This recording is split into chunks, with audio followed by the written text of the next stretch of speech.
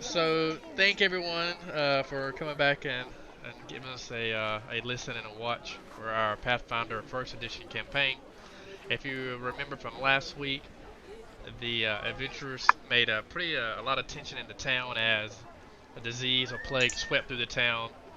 Um, there have been rumors of missing citizens of the town, rumors of dragon attacks and things of that. This week, also last week, they had a town a council meeting with the Mercantile League and the leading families of the council and Father Tobin. And then the riots broke out, and the adventurers tried to, you know, manage the riots amongst other things and talk to the town mayor again privately. So it's a normal day in Sandpoint, as much as normal can be, as of right now. We're gonna start off with Marius. Marius, you wake up, um, and you've done your duties, you've done your tenets, you've done your inscriptions, things of that nature that you normally do. You see Acolyte Santas there at the church, and he nods to you as you make your way out to the outside of the church.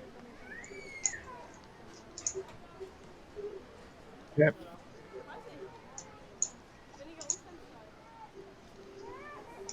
And that is Marius.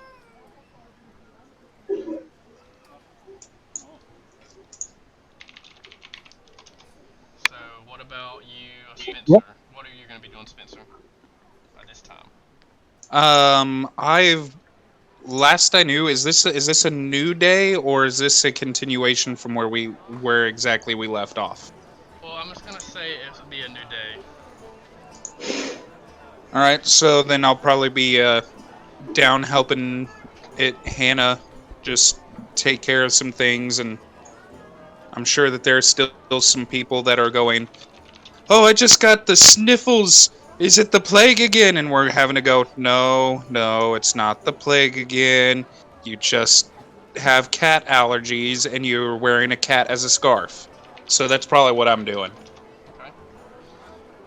Marius, as you make your way down to Hannah's to chat with your old friend Broderick, you finally make your way down to Hannah's. There's a knock at the door. Broderick, you hear a knock at the door. As you can hear the ambience of dogs barking, chickens clucking, and somebody being enforced. Of course, the town bell rings, or the church bell rings. It seems that as of right now, Sandpoint is pretty much back to normal.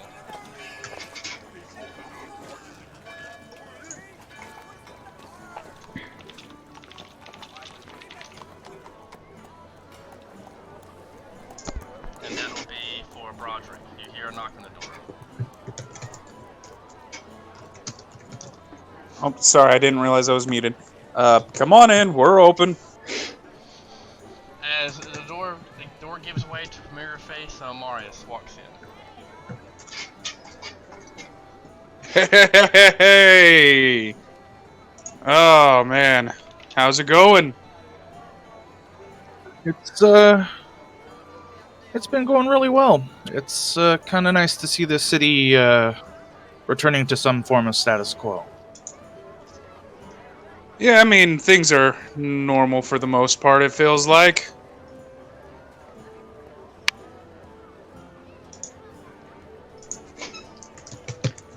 What brings you down here?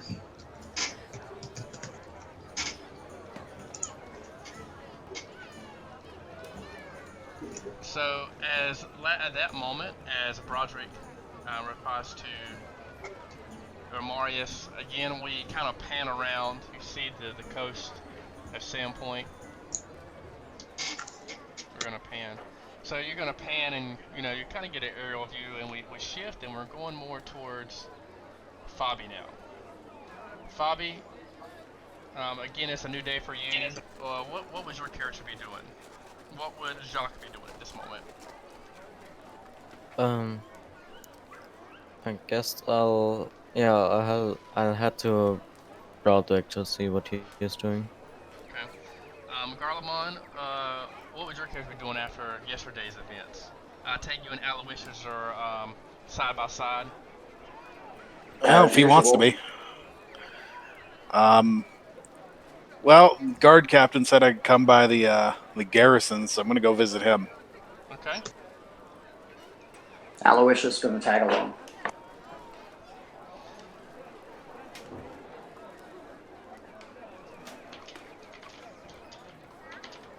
So, at that moment, Marius and Broderick kind of walk outside and they meet Fabi kind of there in this area of the map. And they begin kind of walking. They're met by Aloysius and Garlemont. At that moment, you hear a clattering of a horse as it kind of is going full blast past the garrison. You see, it seems like a guardsman, a cavalier, whoever it be. He's well armed. His horse is sweating. You see red cut marks on his horse. His horse is panting at the water trough there by the garrison. The guard takes off his helm. You can see he's covered in blood. His blade has a type of black ichor on it. So can somebody give me a knowledge check? Nature.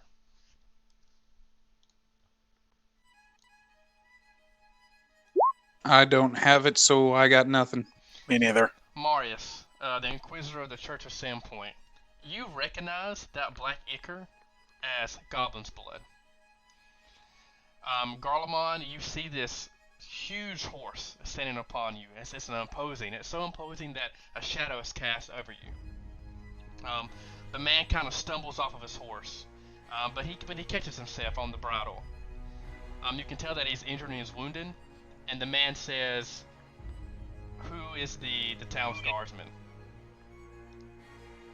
Or who is the sheriff in town? Who is the enforcer?" We're on our way to see him now. Why don't you come with us? I'll help you out, buddy. Thank you, and I could use some maybe some healing if anyone has any some light bandages. Yeah, let's take a look at you, and I'll come over and I'm gonna convert one of my bless that I've got prepared into a cure light wounds.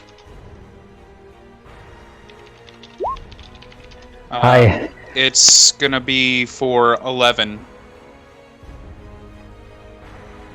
Oh well, thank you. Thank you. Listen, I have urgent news. I'm in desperate need of help. The caravan that I was guarding was attacked. We lost many lives, and only a few of us managed to escape. I need to speak with whoever's in charge as soon as possible. We may be in danger. The town may be in danger. Well, let's get over to the garrison then. So again, you see this huge, this tall building, the garrison. Sheriff Arviton is there with Baylor Hemlock. When he sees Garlemon and departing, he kind of lets out a sigh, just because every time he sees this bunch together, he knows that you pretty much followed with bad news, kind of a thunder and lightning type of story.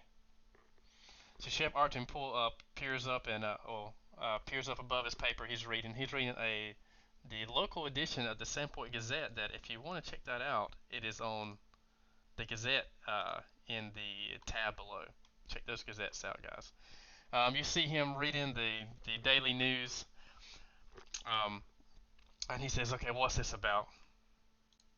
He can clearly see the wounded man in front. He says, and he points to Garlemon. He says, "Is this a bounty?"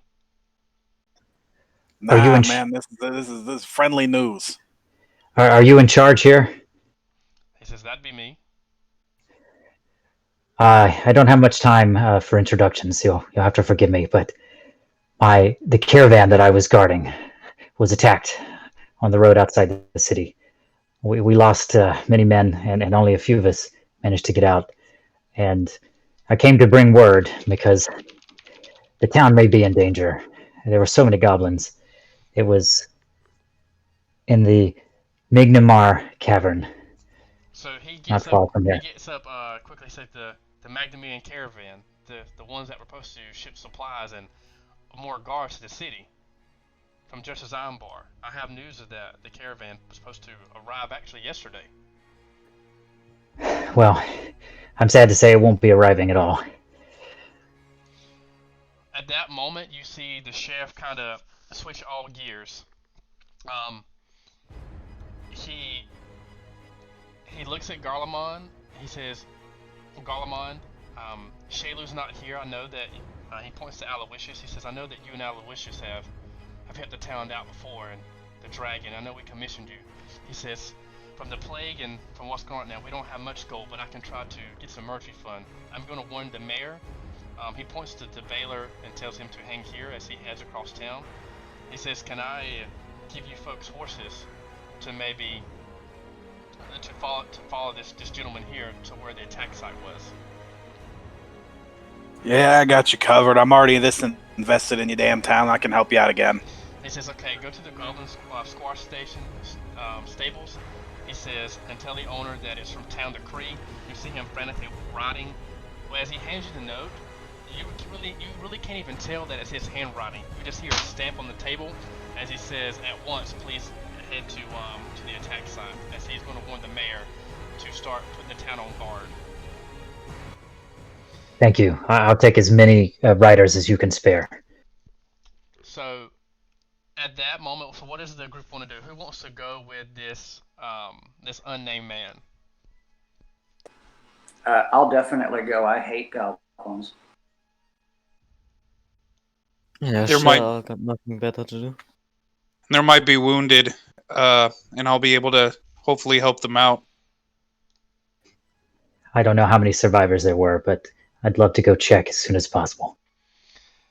So, as you make way towards the outside of town, you see that the bridge there is burnt. There's like a raft and ferry system. It looks really clunky, but the group manages to make it. You all take horses. You're riding as fast as you can. You notice the guardsman's horse is kind of lagging behind, still sweating and panting. Many miles, about 4 or 5 miles from the town,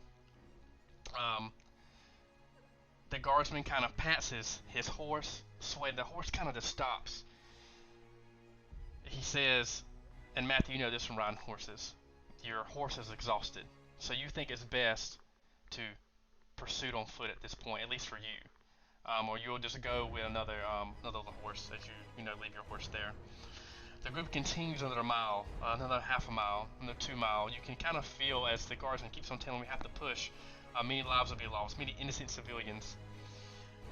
The group starts to hear familiar sounds as they make it to the path. The guardsman kind of ushers everybody to stop the horses, to tie them up, and to proceed on foot from here. It's best if we walk the rest of the way and tread lightly. It's good. I think I might be a little heavy for this horse. As you see, I'm kind of decked out in some pretty heavy armor, a shield, a giant sword, a flail. Got a big pack on my shoulder, and I'm like 6'4", pretty burly. Yes, I noticed the town is not used to outfitting heavily armored knights with horses. These look like work horses and farm horses. As the group continues to hear voices, they sneak up. They see a goblin standing over a body, jumping in glee, poking it, and stabbing it to death. But the party's used to that, the caravan guard's used to that, but what they see as they start to bend the pathway, is a sight of a massacre.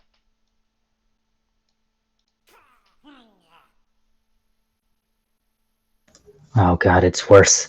It's worse than I thought. I like the animated flies. Dude, right? So everybody put their characters here where Devin's at. Oh, well, nicely done, Jeremy. So it seems that like you hear the distinct laughs and growls of the goblins. It doesn't seem the goblins are fixated on you. You see here, it seems like the goblins are trying to corral a sheep as they move to try to. Can you see these goblins here poking this crate when laughing maliciously? You see this goblin throwing an object and then the dog running to fetch it. You can't quite make out what that object is at this speed. Okay? I'll let everyone roll initiative. Real quick, can I see anyone who looks like they could be alive? The goblins are moving in and out. You really can't tell. They're jumping, they're poking. They have eyeballs in hand. You don't know this you see this one right here by you. Here we go. Let me see if I can. This is what you see in front of you. And then you see this goblin here. His back is towards you, jumping on, it looks like half of a cut body. Okay, so the sideways goblins are alive. Mm-hmm. I'll flip Okay. them. And this is what you see here in front of you.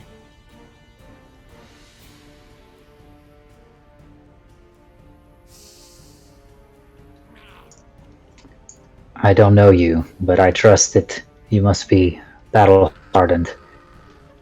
I will take any advice you'd like to give me on how to proceed. Otherwise, I can form a plan. There's only one plan you need in situations like this, my friend. You draw your weapons and you start swinging. Save all the ears for Jacques. Oh, A fetishist, eh? Carlamon, you rolled initiative twice. Yeah, the first time I didn't click on him. That's my bad. So Spencer, you're gonna be in order for keeping me straight today.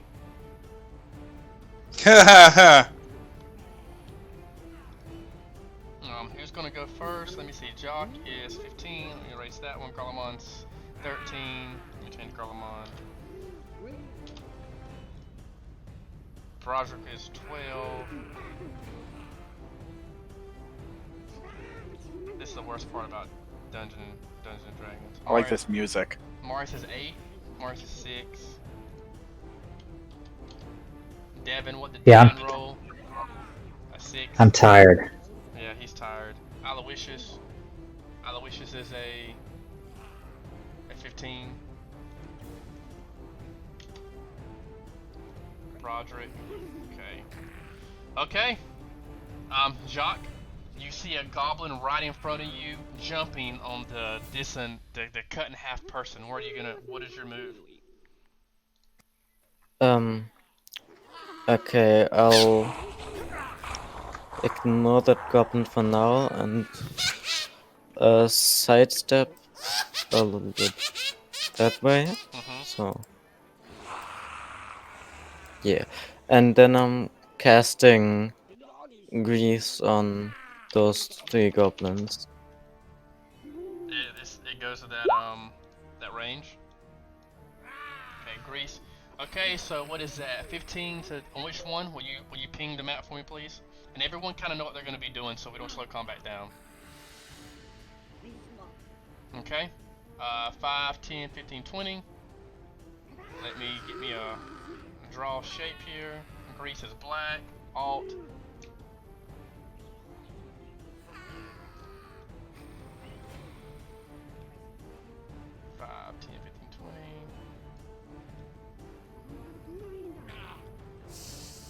I'm just gonna do something like this. Okay. So we'll do grease in this area. A greasy spell covers. So you see You see Jock start to go up, stick behind the bushes. You see his hands start to move, and you hear type of a noise from his hands as all the area below the goblin starts to change form from grass to this black-like substance. Okay, that'd be Fabi's turn. Okay. These And goblins if kind they of look down. These goblins kind of look down. They kind of don't know what's going on. They're still trying to corral the sheep at this moment. What, Fabi? they have to make a reflex save or drop prone. Okay, that's on their turn, correct? No, I think it's immediate. yeah. Also, if I cast a spell. Okay. Goblin. Let me make my acrobatics checks. So you see the goblin still trying to corral the sheep. They're going to. Let's see if we can pass them or not.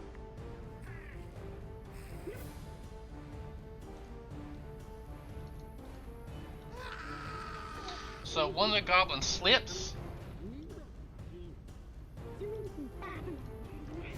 You see him slipping and go and fall.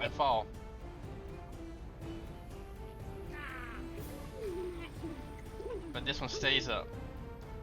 The sheep, let's see if the sheep fails his check. The sheep, it looks like it's gonna fall. But it gets... No, it's DC 14. It's 14? Okay. But it gets right back up. That'd be your turn. Next turn, Garlemon Stonefoot. I'm gonna pop the cork on my mutagen and drink it. Okay. Garlemon more or less hulks out. And let's see. Broderick, you start looking for survivors. I'm gonna create a distraction. Now move up here. And then Garlemond is going to yell out at the top of his lungs. Hey, goblins! There's no more free meals today. You might be stomping on the dead, but let's see if you can walk over Garlemon Stonefoot. And he's going to hold out his sword at him. Ready to fight. At that moment, you see this group of goblins start to laugh. And they make their way. You see them straighten up from attacking and poking the body and eating worms. And head this way to Garlemon as they 5, 10, 15, 20 make their way, and this one plays Garlemon as well. Did one just walk past me? No. He walks this way. Is that past you? This one, did he just get in a, did he trigger? He did here. Yep. Okay, so I'm gonna slap him. So I need Marlo and I need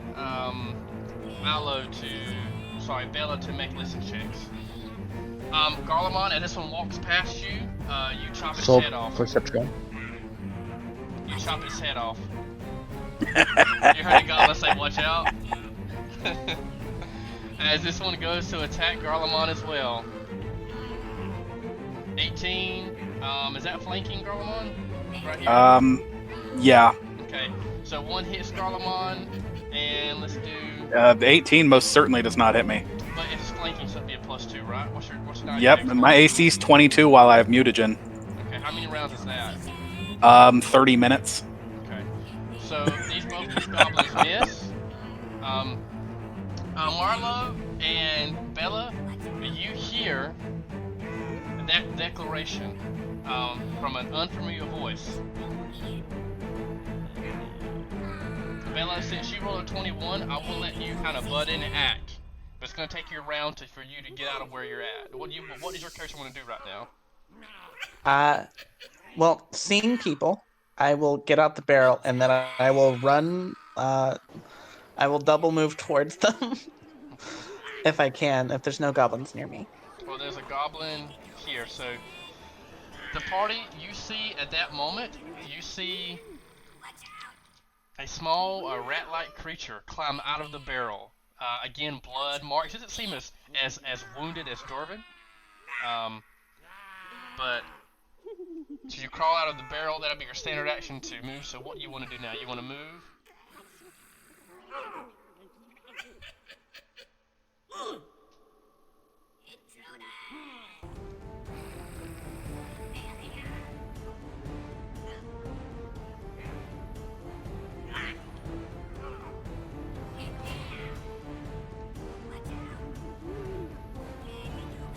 Or you want to stay where you're at? Oh, Sorry, I forgot that I had the thing. I'm going to do a touch attack versus AC, Mm-hmm. like versus touch AC for my poison. Okay. What weapon are you using? No. So I can swift action draw my poison to my hand, Mm-hmm. and I'm just going to, and I can make a touch attack with it and deliver it. So I'm just going to try to run and deliver it. Okay. So this is versus touch AC.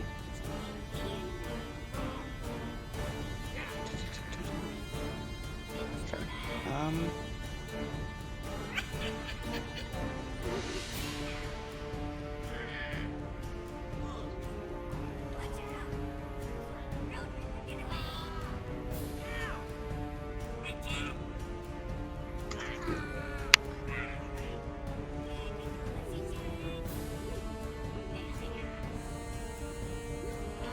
That gets +2 because flanking. Did you roll?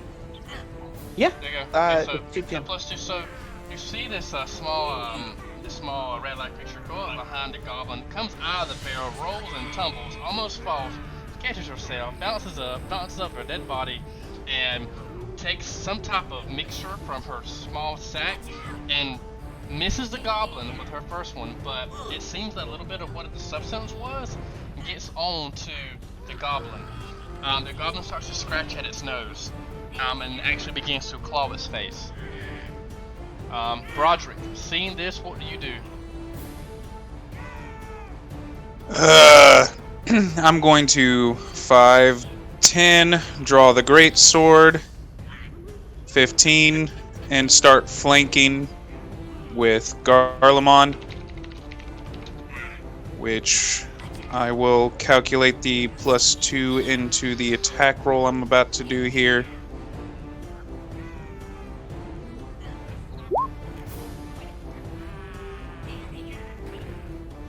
Okay, move your character up, sir. I did. Did you move up?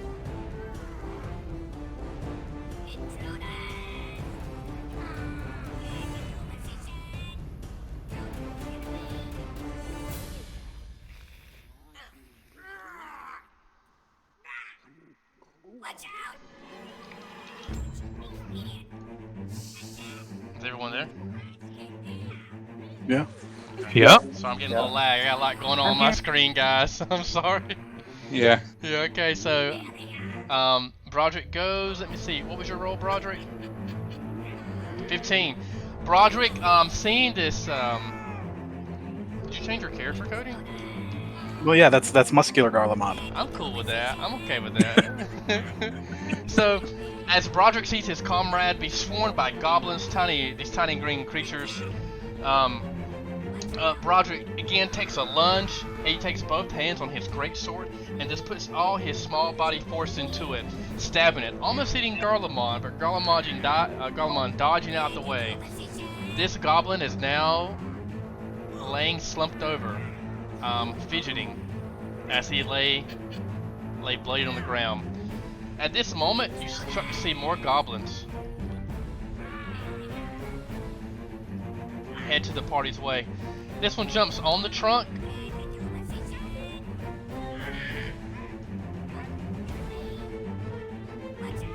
The dog brings this thing back, whatever it is. This goblin comes up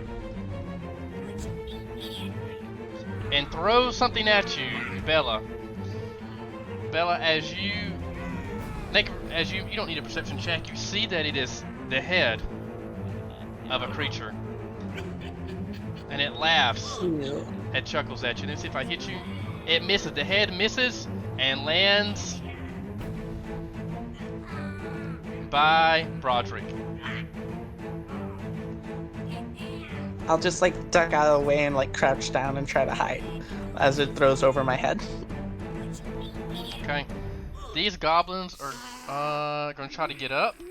He's gonna make an acrobatics check. So he makes it 5, 10, 15, 20. These can get up. What was the DC for that, Fabi? 14? To get up, you don't have to do anything but to move. It's a DC 10 acrobatics check. Okay, well they do that one.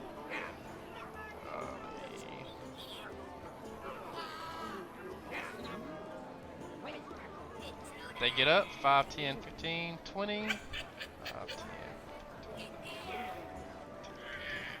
They make their way towards the party. And this sheep, let's make another check for him because it's important. Oh, he's still making it as the sheep starts to scurry off. Broderick, Devin, what are you gonna do seeing the goblins before you?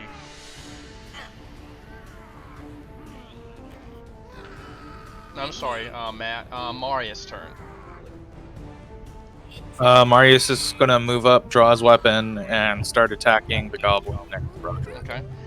At that moment, you see this goblin start to shake as it seems something in the trunk is moving. Go ahead and attack Marius.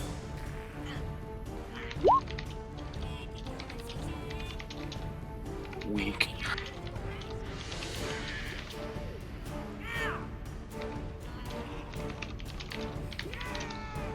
At that moment, Marius does a really good swing at the goblin. The goblin is small, and seeing the tactics of Garlemon and Broderick, it anticipates the movement and dunks down below the swing and pops back up and gets ready to attack. At that moment, you see this goblin topple over as you see the chest open.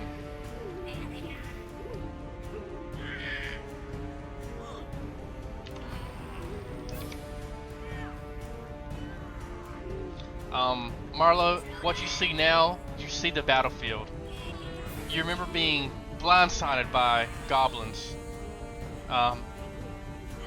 As the goblins overran your caravan, the only thing you knew was to hide in the chest for a chance at escape. You see this group of adventurers, or guards, or city folk you don't know, you have no idea, making their way towards you. You're familiar with this face. This face looks familiar. Because this face was in the caravan with you, and you see that she is kind of, above you, still engaged in combat as well. But again, you see the ruins of what was a caravan, as chickens and the crates cluck, and as the sheep starts to scurry off.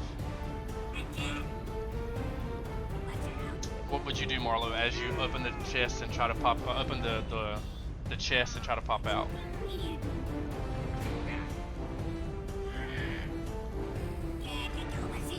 Well, I am here, stuck between a goblin and the inside of this chest. And the only thing I can break is this goblin. So I'm gonna stab the goblin. Okay, make your attack. So it's automatically hit. The goblin fell on the ground when you open the chest. So at that moment, what weapon are you using? That's a longsword.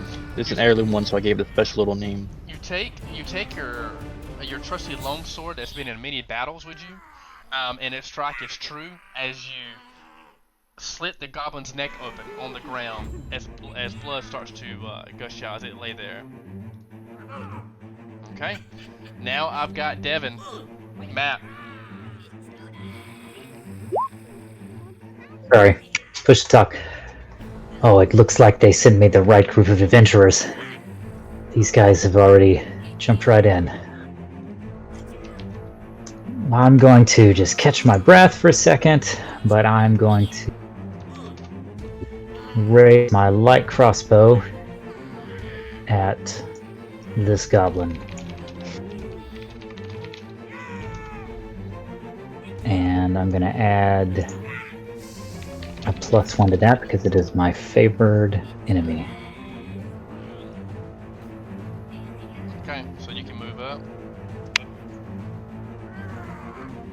Yeah, I'll just sidestep over here to get a clean shot, but I'm firing at this guy here. At that moment, that's pretty good damage. Devin, exhausted, lashes up at his crossbow. It's already loaded at this moment and fires and hits the goblin in the shoulder. Okay. Aloysius, your turn. What did you roll the first time, Aloysius? 15. Okay, you'll go at 15 next. I'm sorry about that, bro. But you can go ahead That's and all go good, right man. now, and then you'll go after Fabi.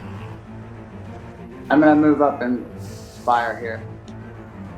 Okay, what are you firing? Short bow. Okay.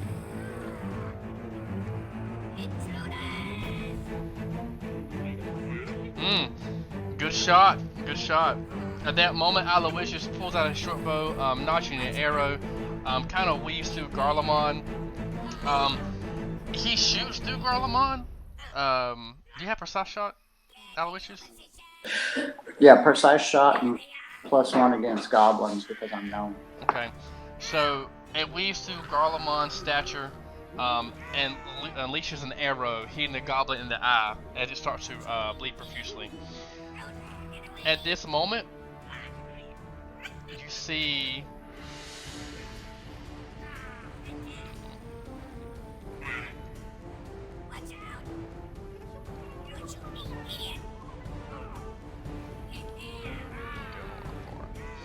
this goblin is going to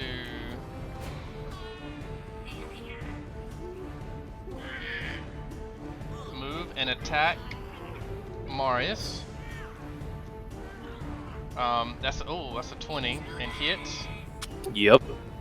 We're gonna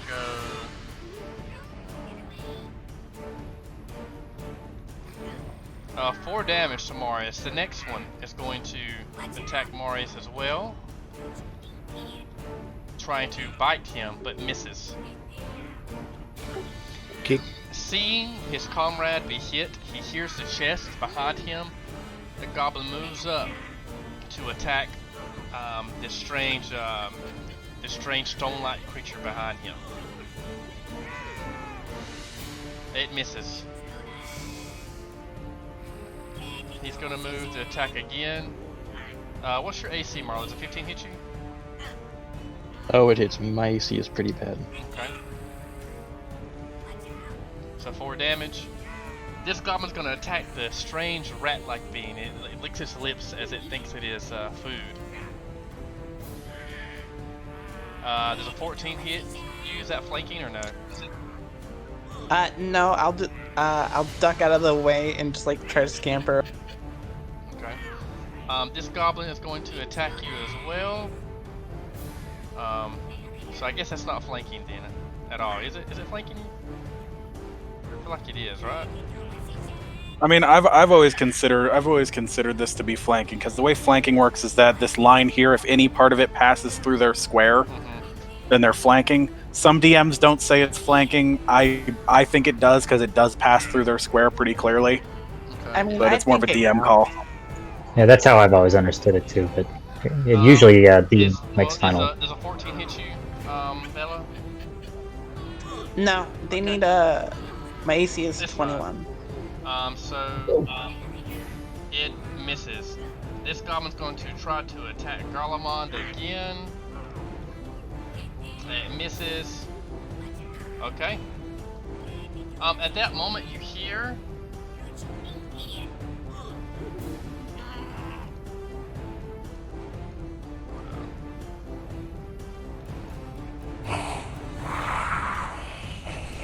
the furious sounds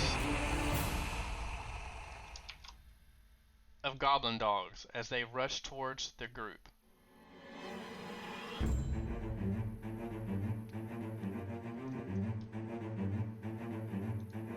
Okay, Oh, that's what those are. I thought they were weird goats. Okay, the party can continue to do their moves. 10, 15, 20. I'm gonna attack Bella one more time with that goblin dog.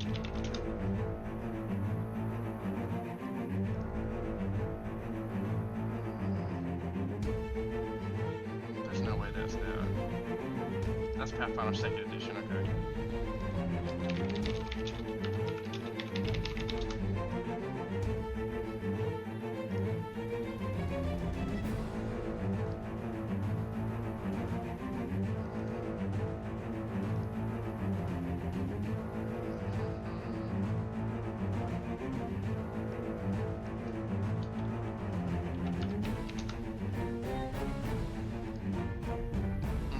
Bella. So it's going to go up to you. Let's see if it hits this time. And again, it misses. Okay, Jacques, and then we're gonna let Aloysius. No. Combat restarted. And Bella rolled 21. So new combat order is Bella, Jacques, Aloysius, Broderick, Marius, Durbin. Where's Garlemon in here? I go after Aloysius. Okay. Hey, DM. Yes, ma'am. Did this goblin have its turn right here? Yeah, it missed Garlemon. Well, it was taking bleed damage because of my poison. That's the one I shot with my arrows. Okay, Yeah, what was so the it's bleed just- damage from that? 1d6. I'll roll it now. Just one. Okay, Just well, one. Well, how much did you do last time, Aloysius? 5. 5. Okay, and that, as it starts to bleed profusely, you see blood out the eye start to bleed, more heavily. It falls dead. Or falls down. Okay. That's amazing. You can go now, Bella. Alright, I'll 5-foot step right next to the big muscle man. And then I will swift action reach into my mouth and pull out a weird oblong object because I have cheek pouches. And I will fire a bullet at the closest goblin next to me. Okay. A pitted bullet. I don't think that hits. Unfortunately, as you do this, you pulled it from your mouth, so it has slob on it. As you try to load it, it seems that something went wrong with your alchemical cartridge, and as you pull the trigger, your finger kind of slips, and you have a misfire. Not a misfire, but you understand you have a misfire and missed the goblin. Jacques, seeing this laid out before you, what is your plans? Okay. I'll target this area and cast sleep. Which area?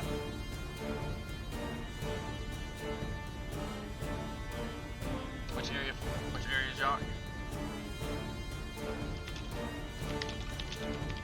Okay.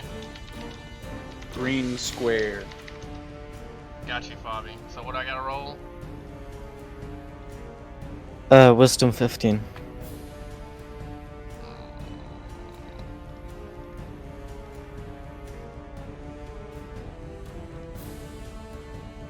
Give me 1 second, Fabi. I got one more to roll. Okay. So you see the goblins fall down, but the dog is still up. As you move, can I have a concentration check, Fabi? Oh, you didn't make one, excuse me. So I'm gonna attack Fabi. I miss. Okay. Would you like to do a move or anything?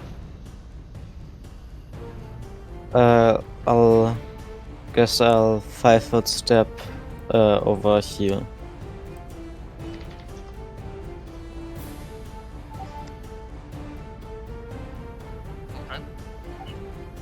Okay, Aloysius. And then after Aloysius, Garlemon, Broderick, everybody. Make sure you have your moves ready. Okay, Aloysius. I'm gonna turn and fire a short bow at this goblin. Okay.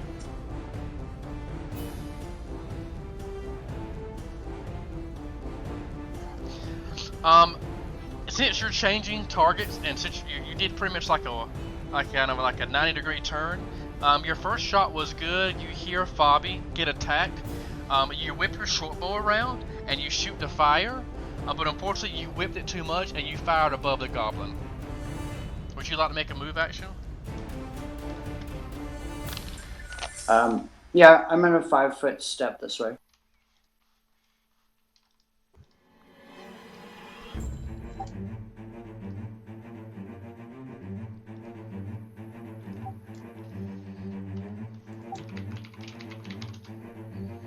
Okay.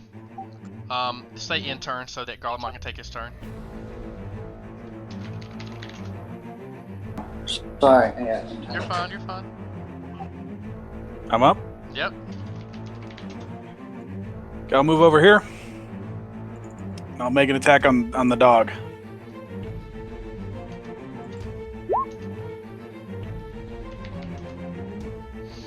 Okay, so Garlemon lets out a huge swing overhead, doesn't, chopping the dog in half.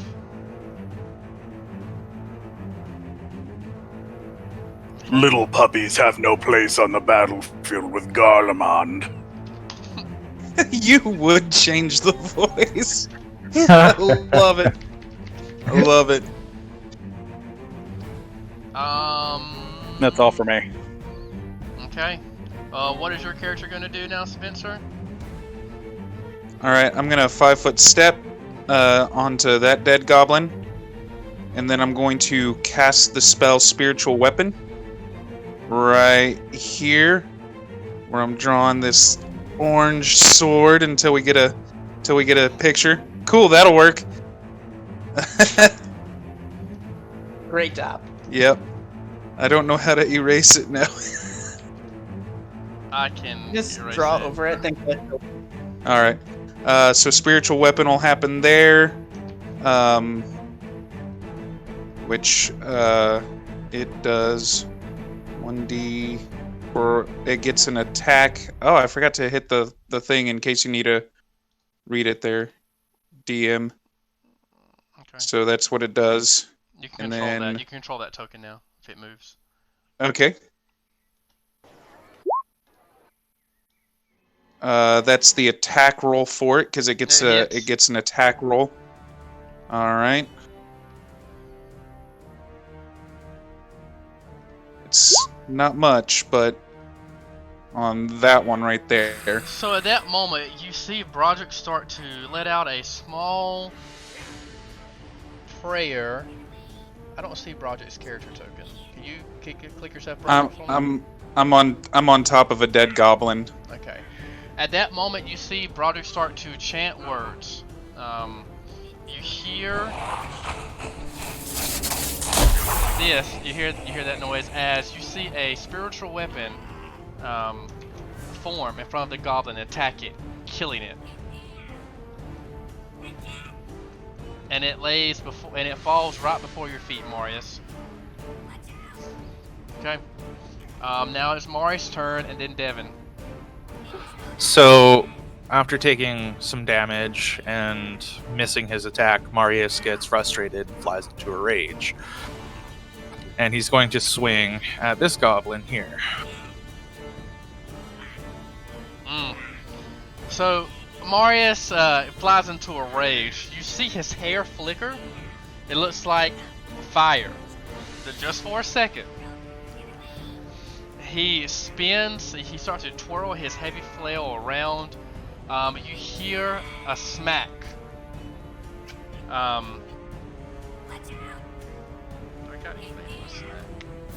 The smack, it sounds like an explosion, even though it's not one. And the goblin flies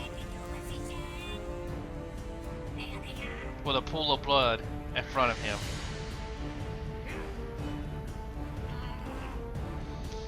Okay, Devin. Devin was on the process of getting on his horse. He grabbed a horse that was given to the party members. Devin, what would you like to do now that you're on your steed? Well, now that I've caught my breath and have a bit of a second wind, I see that the man in the crate needs rescuing. And I feel it is my job as leader of the caravan to try to complete my mission. So I'm going to charge in with my mount. Okay, you can Go go with me. 100 feet, I think, on a charge. Correct, Cody? It's double your move speed. Just double his horse's move speed, right? Yeah. Okay. You know, I actually tried to find that. I couldn't find the horse's Now, move. I should note that unless you have the right feats for it, you cannot charge through teammates. What feat would that be? Good quest. I have no idea. There's a feat for charging through teammates, and there's also a feat that allows you to change direction during a charge. I'll Gosh, bet complicated. the teammate one is a teamwork feat. Well, he's a guy. No. It's just a chart. It's just a feat based around. It's something like Cavaliers would take. Oh, gotcha. I don't know if that whispered. I've got the ride-by attack, which I don't think says anything one way or the other about teammates. Yeah, that one. That's the one that lets you change directions partway through a charge. Right. Well, Okay. Matthew, you can just go your 50 feet then. Okay. I mean, I can count it out. We can say that I give everyone a wide berth, so I'm not trampling. Yeah, you can just count it out. It's fine. I mean, 50 feet will get you like most of the way across the battlefield anyway. Great. That's what I'm going to do. And en route, though, if I'm understanding this correctly, I would like to actually use my ride-by attack and attack a goblin and then continue my charge. Okay, which one? There's so many. I want to hit them all. Okay. That one right there is still up. Yeah, I'm gonna get that guy. He's the closest to me. I'm gonna like charge into battle and say, "Save some goblins for me!" and ride up to this guy and strike him with my longsword. Okay, attack. Yeah.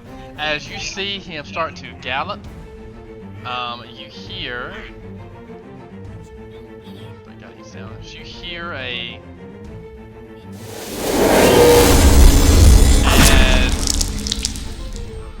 Blood spews from the goblin's head as he decapitates the goblin. Ha ha! Filthy goblins! And continue to do my charge all the way down here. 50 feet, as it were, just on this side of the goblin, I think. I think I went too far. Yes, thank you. I went too far. Okay. Now it is Marlowe's turn. I sometimes forget how the rules of like attacks of opportunity work. If I move away from the goblins, I won't get attacked, right? If you take a It depends on how you do it. Like If you 5 foot step, I 5 foot won't. step, yeah, 5 foot steps are fine. For 5 foot step, I can't move again, right? That's right. Now, if you want to just get away, you can do a withdraw action, and the first step you move, you can't be attack of opportunity, but then you can afterwards.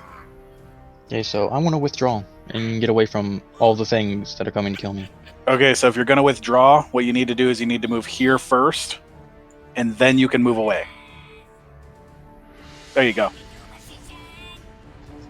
I should have yelled out that I was coming to rescue you. That would have been cool. It'd be really funny if he like flees now, and I'm like, wait! I'm picking you up. I'm just going to move behind the big man on a horse. Okay. Oh, that works. At this moment, the goblins start to head this way. They see the horse. They get scared and start to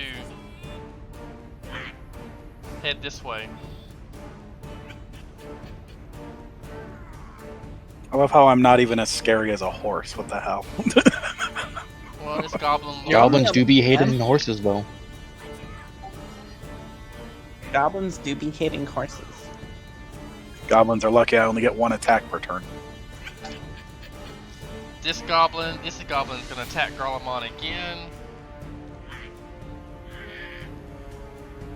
It misses. Oh, fishing for crits. Okay. No, it starts off again. Bella. Alright, they're starting to get closer to me again, so I'll take another 5 foot step back. Pull out a bullet from my pocket, twist it a weird way, slot it into the gun, and then I will fire at this one right here, since it's the closest to me. Here we go. Do you have precise shot? I do. That's against touch AC. You hear the shot echo as Bella, will you please mark the one you hit? Okay. Right between the eyes, the goblin, as it starts to run towards Bella, you hear a shot, and it just falls.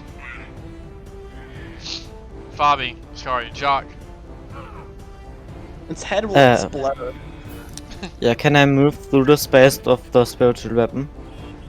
That's a Broderick question. It's an allied. It's considered allied. You can move through it. Okay, then I'll move over to the sleeping goblin. And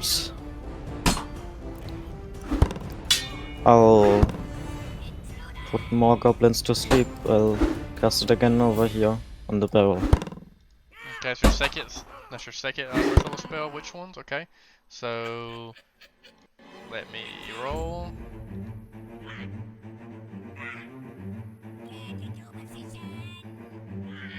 How many feet is that, Fabi? How many feet is that spell? I think it's a 10-foot burst, isn't it? Barrel, Yeah. 5'10". Got you. Okay, now let me do this one now. Okay, so all these fall asleep.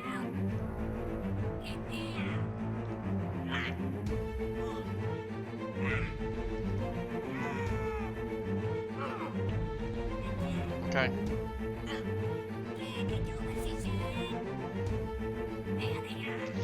Jacques coming in with the crowd control. Aloysius.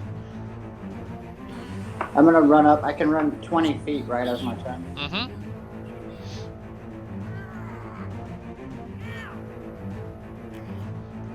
He runs And then that'll be my beside whole turn, Aloysius. Runs beside the other alchemist and says, "You thick girl." I'm just joking. So what do you want to do, Aloysius? Is that that's my whole turn or 20? No, you get to act. You get to act. You get to do an attack or throw a bomb or something, man. Oh yeah, I'm gonna throw a bomb into this group here. Okay, what's the feat? Yeah.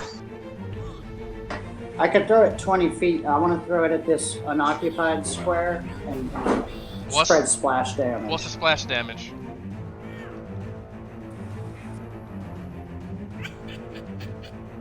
It should be your minimum damage plus your intelligence modifier. The splash if I damage is remember only correctly. 5, correct? Yeah, I've got you.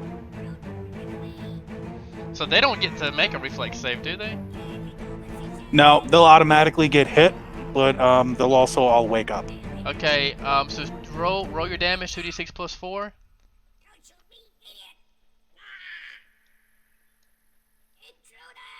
So what's a splash then?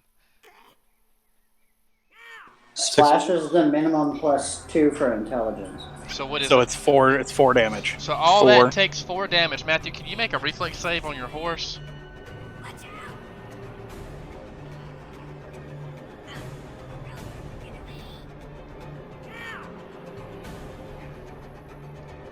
Sorry, couldn't find the button. Yeah, I was just looking at that. Let me do that right now. Reflex is +7. So you see Aloysius start to run. You see him load a bomb. He throws it, and you hear a huge explosion.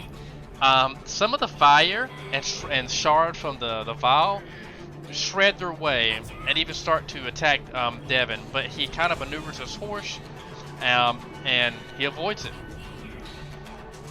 Whoa! At that moment, you see the goblins start to be aroused and start to wake up. You know what I meant. Let's not be weird. Okay, You now started it. Garlemons. It's the big muscly guy, isn't it? Garmon's gonna move over here. That's much better. If you put them all to sleep, I can't crush them. And I'm gonna attack the dog on the ground. Okay. Yep. Garlemon just again, as it seems everywhere he goes is a path of destruction, as he just cuts the dog's head off while it's on the ground. That's all for me. Love rolling these 22s, baby.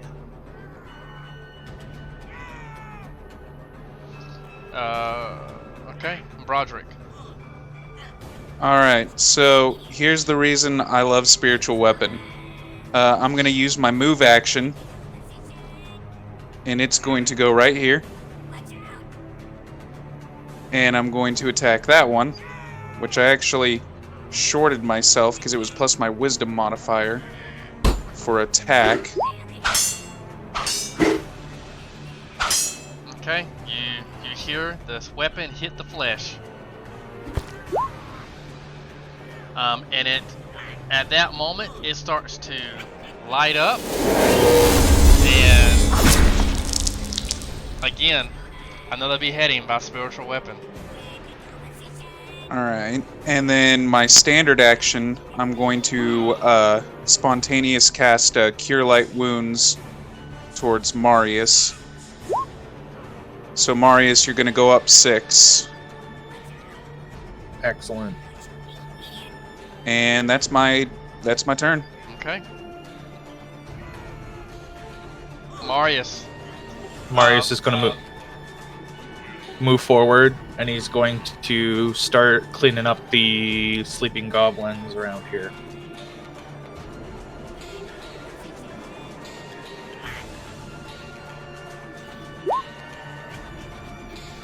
Again, Marius coming through with the flail, just bashing the heads of these poor defensive goblins.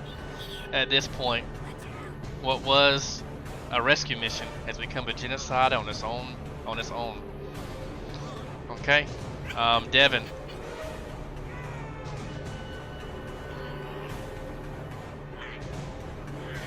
Matthew. Sorry, getting used to push to talk. I think Devin's just gonna start laughing in glee as he's watching all of the goblins be destroyed around him. Ha ha ha! Yes, and I'm gonna ride behind this one's still alive, yeah. Mm-hmm. You got this one too, moving up, and this one's moving up as well. Great, I'm just gonna stand and attack then. Let me double check one of my feats real quick, because I'm pretty sure I can use 2-weapon fighting to strike with my sword and shield. Is that correct? If so, I'm gonna use your AC from your shield. And if you have a weapon. I do. I'm glad you asked, actually. So yes, I do have the improved shield bash. I'll pop that up there too. So I should not lose the AC. So I'm going to do that. I'm going to try to attack sort of violently, first with my longsword to this guy. Oh, that was kind of sad. But favored enemy. So I'm going to add a +1. Now you want to attack with your other one now? Yes, I'm not satisfied with that result. I'm gonna quickly turn the horse on its to its other side and smack him with my spiked light shield. Then you hit both.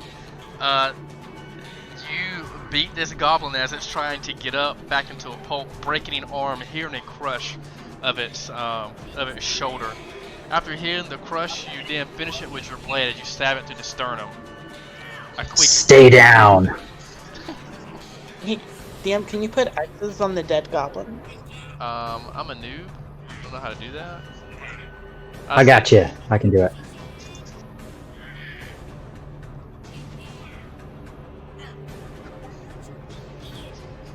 Oh, I liked mine. Okay. I will continue to update the X's. This goblin, seeing the chaos, they begin to try to run away. Oh no, you don't.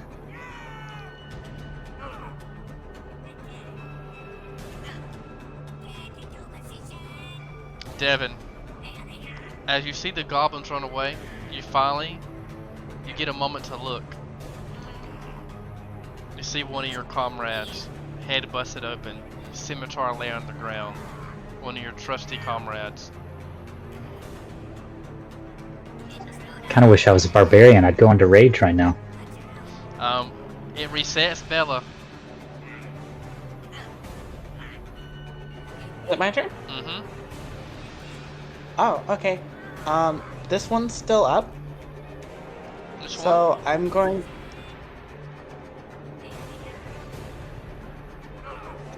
That one right there that I'm pointing at. And I am. Okay. So I'm going to just take a 5-foot step forward and pow it with the regular bullet.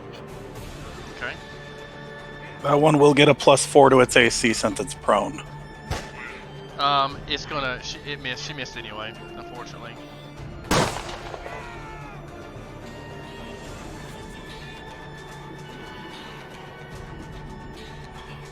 All right, that's all I can do.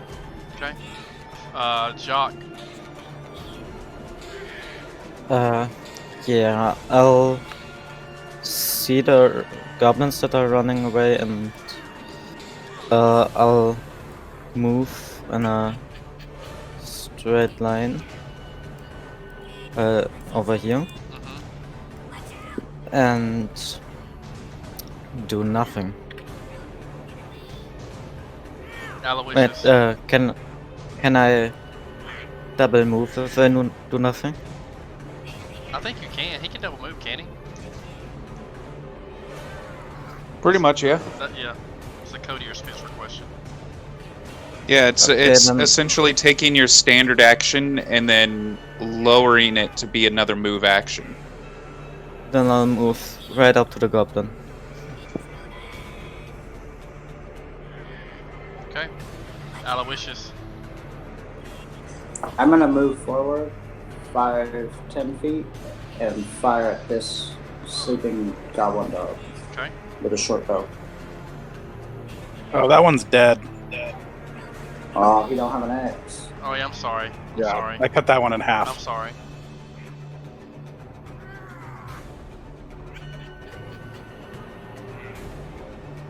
You start to hear the goblin growls. Stop.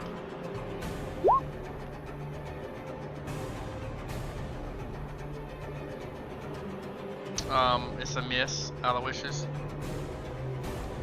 That was a lot of feet. 5, 10, 15, 20, 25, 30, 60. Yeah, you miss on an increment basis too. Yeah. So- No, I would have moved differently, but That's fine. So you go to your short bow. You're out of range. Again, the short bow shot just flies past it because you misjudged the distance, and you realize that your short bow isn't made for those long range shots. Girl. okay, that's gonna be my turn. Assuming this dog is still alive, I will go make that not the case.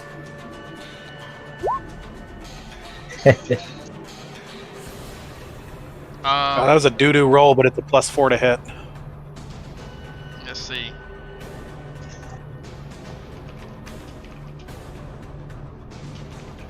You hit again, slashing it in half. That's all for me. Broderick. Alright, so I'm going to move 20 feet.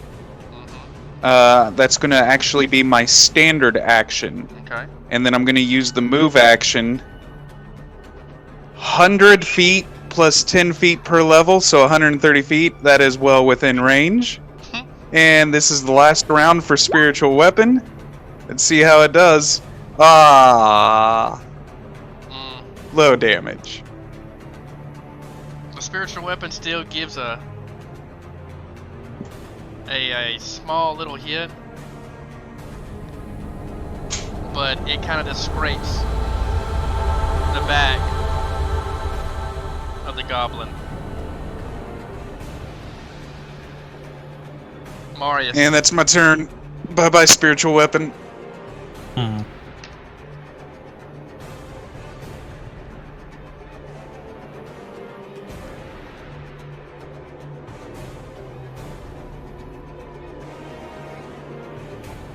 I'm assuming because of that chest, I can't make this charge attack, eh? I mean, it's not in a vital part of combat. There's like 2 goblins left. I'll let you make an acrobatics check to just jump over it. But if you fail the acrobatics check, you might break something.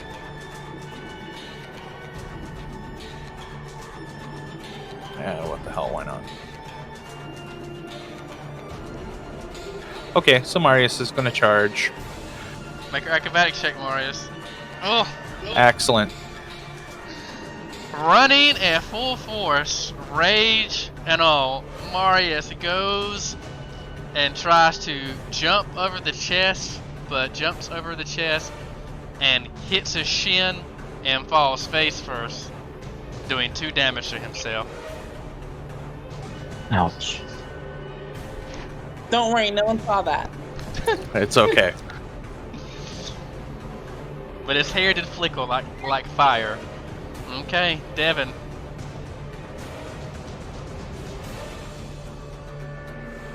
Great. I am not going to let the... I don't know why that's stuck on the screen. I'm not going to let these goblins escape. So I'm going to charge towards... I think I've got a clear shot now, actually. Towards this one. Yeah, you can run through them. Yep. Yeah, I don't know why the... Anyway, it's gone now. And I would like to attack with my longsword. And I'm gonna yell out, none of you are getting away that easy. Wow, another beheading. Devin is 3 for 3 as he continues to take revenge from his fallen comrades. Yes, I am like fueled with anger by seeing my friend with the his blood head. on the road. You see the fallen citizens.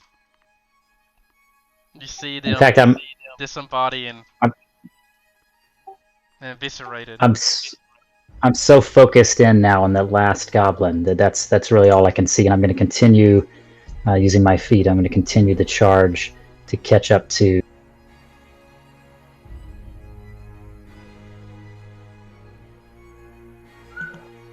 Trying to run it down. Okay. Not so fast, you little filthy goblins. The goblin, terrified, tries to throw. What's he gonna throw? He's gonna try to throw a sword at you. And says, "Me no die, me no die." Does a 13 hit you? No, it does not.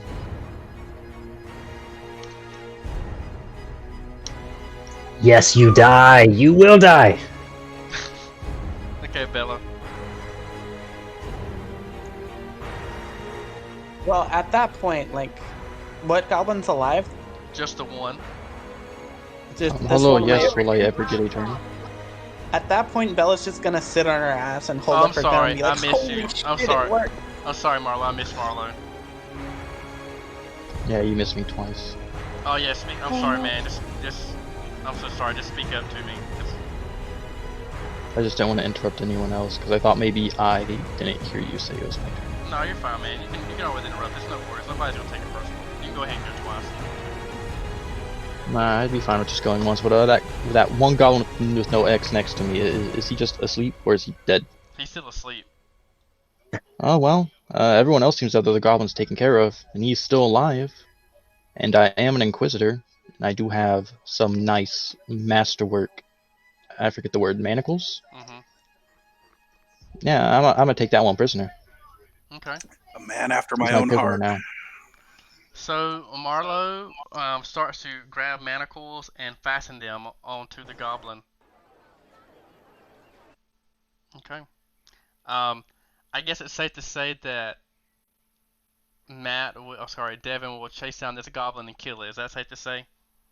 Oh, absolutely. And probably the most brutal goblin death you've ever seen. Yeah. I'm gonna like run my horse over it a couple of times for good measure. Yeah. Okay. Yeah, Bella's just gonna fall onto her ass and like shock and awe, like that her fucking thing actually works. At this time, the caravan guard, Devin, you see little bits of. Let me see. Let me bring him to lair. You see a pig. You see the sheep running around. You know that this was the livestock that was mentioned. Does anybody want to make a handle animal check or anything to try to gather the livestock? I have a speak with animals, no magic. I could try to calm them down. Okay. We'll roll as a diplomacy check. How about that?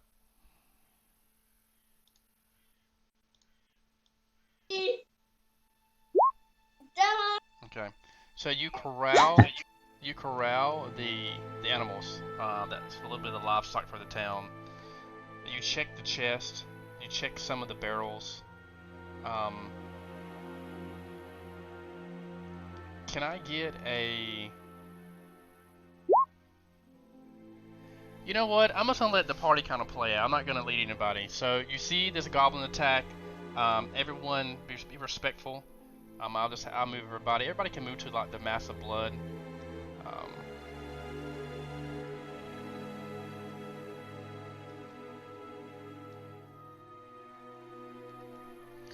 Okay. As we all kind of gather together, Roderick, because I was trying to keep notes. There are so many people. All right. So anyone in that green bubble gets 7 hit points as I channel energy. And we don't tell each other how many hit points we say. We just say bloodied, hurt, kind of not, blah blah blah. That is good to know. I mean, Bella looks surprisingly completely untouched. Yeah, I think from what I have, I think everyone's untouched until Marius tripped over the chest. I took 4 damage. I was hit before I tripped over the chest, but yeah. No weak Yeah, well, goblin I can had harm healed that. Garlemald. All right. If we've all gathered, at this point I will have come off of my horse, and I'm just going to gather the nearest body, sort of just fall to my knees, say, I failed. I failed everyone here that died. I'm going to look up at the party and say, thank you so much for helping me take revenge on this cruel massacre. I don't even have words. You didn't technically fail. I mean, I survived. And I definitely would survived. I was paid to lead this caravan. I was the head guard on this caravan, and so I take responsibility for its failure. This attack nearly cost us all our lives. And I will look past and see Marlowe, though, the one that jumped out of the crate, and say, "Oh, thank the gods that you're alive, that you made it. I'm so glad to see that you managed to find a way to survive." Yes, it was quite a tight squeeze in that chest. That's Do such... you two know each other? Not much beyond that. I was charged with protecting this man as well as the rest of this caravan until this unspeakable act happened. Okay. Thank you again, everyone. You showed great skill in combat. It makes me so happy to know that at least all of these that died did not die completely in vain, that there was some vengeance. Is this card over here broken? Yes. Take a look at that card. Bring that here to me. Well, none of us have been properly introduced during all of this. Yeah, I would like to know who you guys all are, especially the muscle man over there. And she'll point at, I believe it was Garlemald? My name is Broderick. I am a cleric of Gorham. And these are my friends, Jacques, the bard, Garlemald, who's normally a dwarf. Normally. That is a strange new technique you've picked up, my friend. There's Aloysius, and then there is Marius. It's a great pleasure to meet each one of you. My name is Devin. I was the head of the Blue Eagles, a group of caravan guards, and we were leading this caravan. This is Marlowe. He's the proxy of a Lord Justice of Maginmar, and that was the client for this caravan. Oh, I'm Bella Blightthorn. I'm just a humble archaeologist. I was part of the caravan to deliver a book from a recent dig that I had found. Before this whole mess happened. DM, did I know that Bella was in there? You have citizens that come to, all the time. It's not like you recognize her.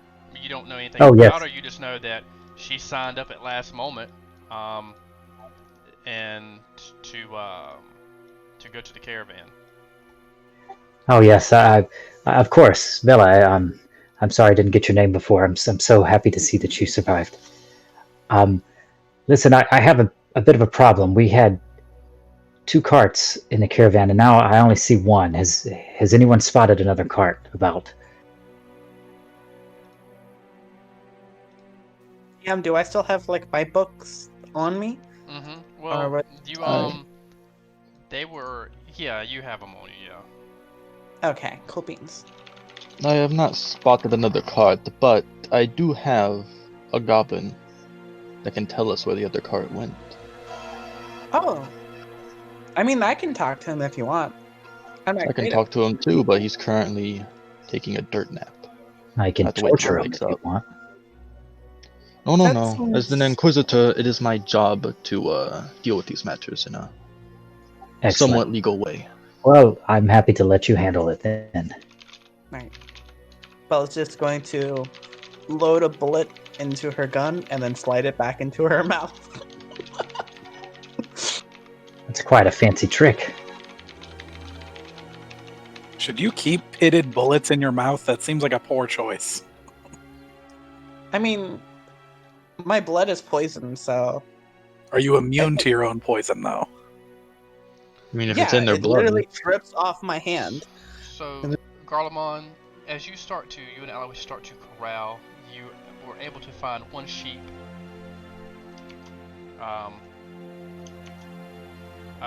A boar, and a barrel, 2 barrels.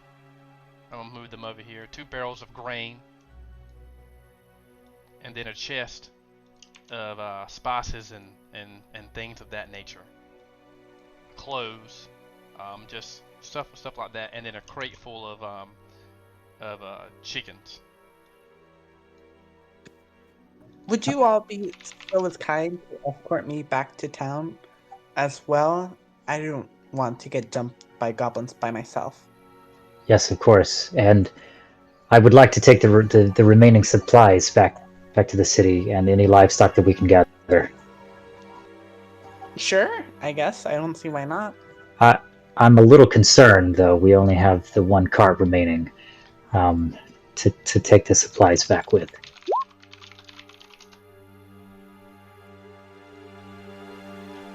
You should worry about what you can save rather than what you have lost. We have bodies to bury. We have supplies to distribute. We have a long walk home. Yes, you're very right. Thank you all again for helping. And here, let me help you with the bodies. I think they deserve some respect and some sort of proper funeral rite. If there's anyone here that may know how to perform such. Beats me with a stick. I'll go over,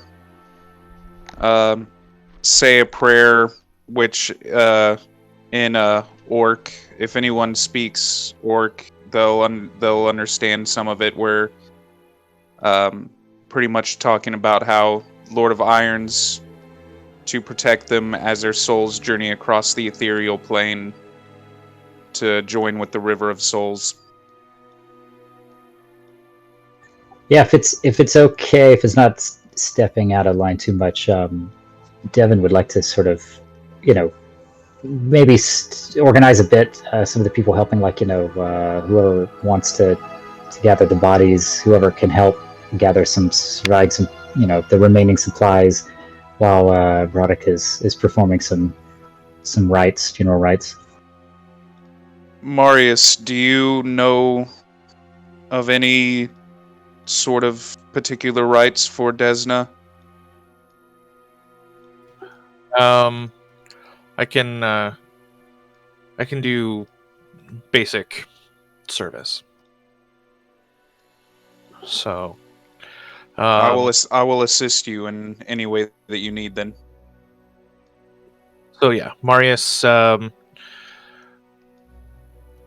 does his best to, I guess, mimic the things he's learned through watching Acolyte Xantis and Father Tobin do these rituals and acts at the same time, and most of it being designated to Desna, and whatever other ones of the 6 that he's capable of adding to the ceremony. Okay. So, after that takes some time to bury the dead, put stones. That takes a couple of hours. Yes, Bobby. While that was happening, can I look for any tracks of Yeah, you can. a wagon that doesn't belong? Mm-hmm.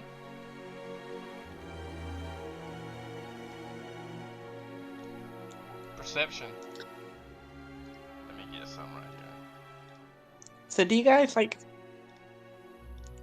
do this kind of stuff often? Bobby, go to the cards. Sorry, Bella. Who was that directed at? Everyone in general? Yeah, everyone in general that fought. Well, I'm in charge of a small band of guards for hire. We're privately hired by the city to run caravans between cities and protect them. This is the first time I've had a disaster of this magnitude. I don't know any of the other ones here, though. I met them first in combat. So brothers in blood, huh? Yeah, more or less. I was so fortunate that they were in the town when I ran back to get help. I could not have asked for more capable fighters. I'm fairly new to fighting, so don't expect too much out of me. I wouldn't worry too much. You stayed alive, and you definitely held your own there. While slowly backing away, yes. At that moment, you see Marlowe, the goblin. He slaps the goblin. The goblin kind of wakes up, and you hear as he begins to growl. The goblin may want to growl at me, but he won't be growling for much longer. Give me a second. I need to fix a typo. I do speak goblin. I do not. As I speak do I. goblin too, and there's also a thing I Yeah, we can can do with all this speak goblin. goblin. I'd love to say nasty things about its mother.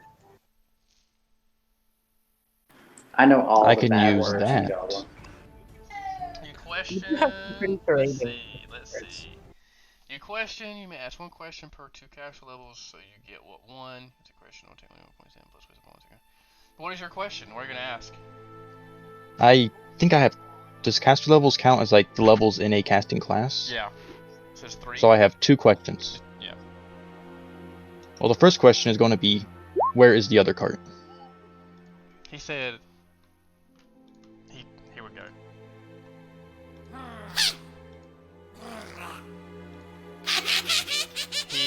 He says. He says our cart. We take back home. Where is your home? He says our cave and swamp. I'll chime in and point towards the tracks and say it's this way. Well, now we know where the other cart is. It's in their swamp cave. Oh no, this sounds like a bigger issue than just tracking down where they left it. Perhaps we should take... Oh, go ahead. Sorry. I was gonna say, hopefully these goblins don't have a dragon like the last ones we fought, right? You fought a dragon? Why is no one else laughing? Have you fought a dragon? You fought a dragon? Yeah, I kinda almost died. I feel Yeah, like I'm in a lot safer arms then. Holy shit. I nearly died as well. Well, then Roderick. you could certainly have. You would have no issues rooting out a cave of goblins if you fought a dragon. I would prefer to go back to the town before you guys do that. I have business to take care of. Yes, of course. Well, I am still charged with getting these supplies back to the city, so that is my first priority. Did However- the goblin speak in common by chance? He just said what I said. He says our crate, our cart and cave. Okay. That's what I'm talking. Me cart. That sounds like their version of common. That's all they know. Okay. I'm actually going to approach the goblin. You've seen our strength. You know we can crush you. But Garlemond offers to spare your life and the lives of your people in exchange for the other cart. Show us the place and convince your people to surrender. And I shall see your lives spared, otherwise I shall crush you under my great feet. The goblin says he looks. You see his bloodshot eyes as he gives and laughs at you. He says, "Me safe." Oh, I almost forgot. I should probably just throw that out there. Oh, that was a doo-doo roll. He says, "Me safe. Me can never die. Me will be reborn. Me mother, me princess will protect me. The Goblin King shall rise." The Goblin King does not know the strength of the Lord of the Mountain, and he shall fall under my stone foot. Who was that that spoke? Can I make like a knowledge local check about what he said, or would it be more knowledge religion? You can do local. You can do local. You can do both if you want to. Okay, this is what I'm gonna top up for you.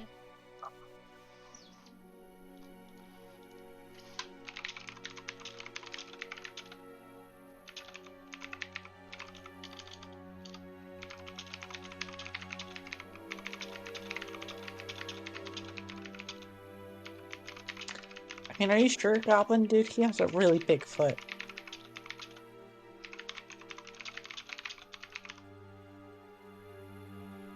Is it stone? Are you currently in like a stone form? No, that's Is just he his gonna last name. Goomba stomp all the goblins? It was just a pun based on his last name. Ah, nice. Oh, I see now. Yes, Stonefoot. Oh, okay. If only I could read. I am but a humble caravan guard. Reading, not so much. Okay, there you go. I kind of taught something fast for you. Religion, I can't really tell you much with the religion check you have, but I can tell you that with a local check.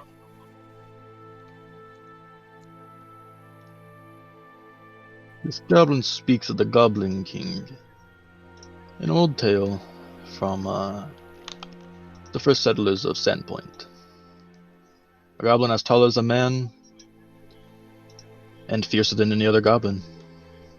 Of course, he was killed, or else Sandpoint wouldn't be here. But this talk of a Goblin King returning is a threat I'll need to investigate in my free time. I think that is a worthy cause to investigate. Crushing them before any sort of king can rise is going to be to the great benefit of this entire region.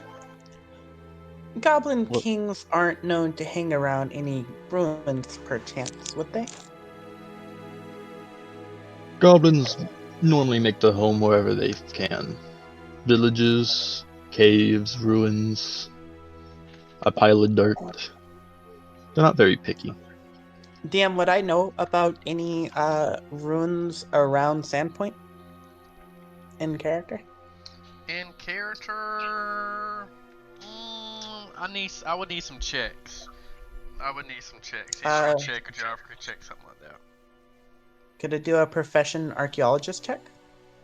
Yeah, we can roll that. Okay. Okay. Let me go to you. And you guys keep role playing as I type, and then I'll kind of cut you off. I can still talk as I type this up. Garlemond fears no Goblin King. A goblin as tall as a man is just a tall, thin goblin, and fiercer than a goblin is no scarier than a crazed dog. I shall put him down like any other. Well, luckily, we have the tools to end such a rebirth cycle here in my backpack. I could also sell you some minor healing things if you would be interested in. This tug of rebirth does have me interested. Quite a religious thing, but I cannot nail down why this god would think he'd be reborn. It's because he's a goblin. Easy to fool, easy to trick, easy to lead, not very smart. Goblins are much more intelligent than people give them credit for. Much more intelligent than not at all still isn't very intelligent. I like this big guy. I don't know. They were coordinated enough to set up an ambush on this in between guard racks. Set up an ambush and take down an entire caravan. As much as it pains me to say, yes, these goblins were especially clever. This was a very calculated ambush. Of all the times that I've spent going this path with the guarding caravans, I've never experienced something like this. We've never been able... we've always been able to fend off attacks from the goblins until now. It's possible these goblins could be led by something that isn't a goblin, or at least there are non-goblins in their midst. But from what we see here, it's only goblins. Have we noticed any other tracks about anything that looks like another footprint leaving that's not a goblin side? I would just like to ask if you guys do go after these Goblin King after we go back to town, if you'd be willing to bring me along. I'm sure there's some artifacts from the previous Goblin King that have been left around that could be interesting.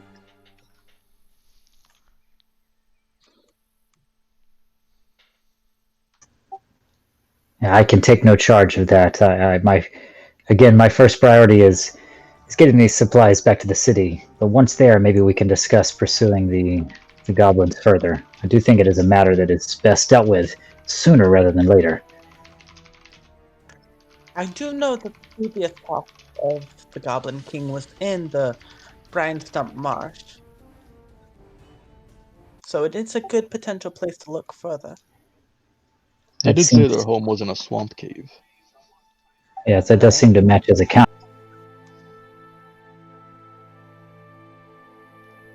So maybe the Goblin King has finally finished his cycle of rebirth. You hear the goblin growl as he tries to bite Marlowe's neck as Marlowe is investigating him. But, is he? Does he bite you? You're kind of flat-footed combat with that hit. What's your AC?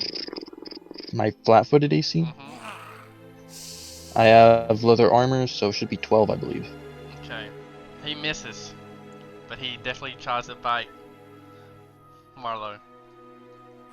Seeing that, I want to. About that. Someone should put him back to sleep. I want to charge him and hit him with the backside of my dagger, the handle end, like in the head. Okay. So he's knocked out again. But it's safe to assume that the party is headed back to Sandpoint? I think so. Okay. Yeah, if we're all in agreement, I think Devin will sort of lead back to the road with the cart attached to his horse. Okay. Again, you make your way to the beautiful Sandpoint. Waters is crystal clear as blue. You can feel the salt water kind of as it, yeah, you can smell the salt water too as it kind of hits your face. Kind of burning though, because you have some wounds.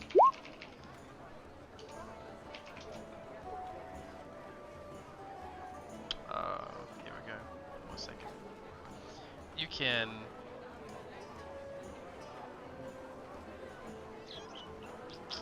hear the seagulls. I like this picture. Yeah, it's a very nice town. make your way. It's surprisingly beautiful here. Make our way downtown, walking fast, faces past. Trying to get to the garrison because it's past time. So again, it's surreal how you just saw a massacre on the road, but now you walk in this town, and it seems like the town is carefree. The group walks to the garrison. You see some militiamen. You see more militiamen at the bridge. You see more militiamen at the bridge with Sheriff 8 Arberton there. It seems they've got wagons of their own. You can see the guards here. You see the barricades. They nod as they see Garlemald there. And again, this bridge isn't here. It's destroyed, but there's ferries here. But as the first sight, you see the soldiers up top, kind of with their bastilles kind of point, but they nod to see Garlemald there and Aloysius. A couple of the familiar faces of the kids that are traveling with them, and you enter in. Even from the bridge, Broderick, you smell a familiar smell of herbs and spices, which can only be that of Hannah's, because it's so close, which is right here. You can smell a little bit of the ale as well from Two Nights Brewery. As the party makes their way up with Devin to the garrison. You see the sheriff there, militiamen and Baylor.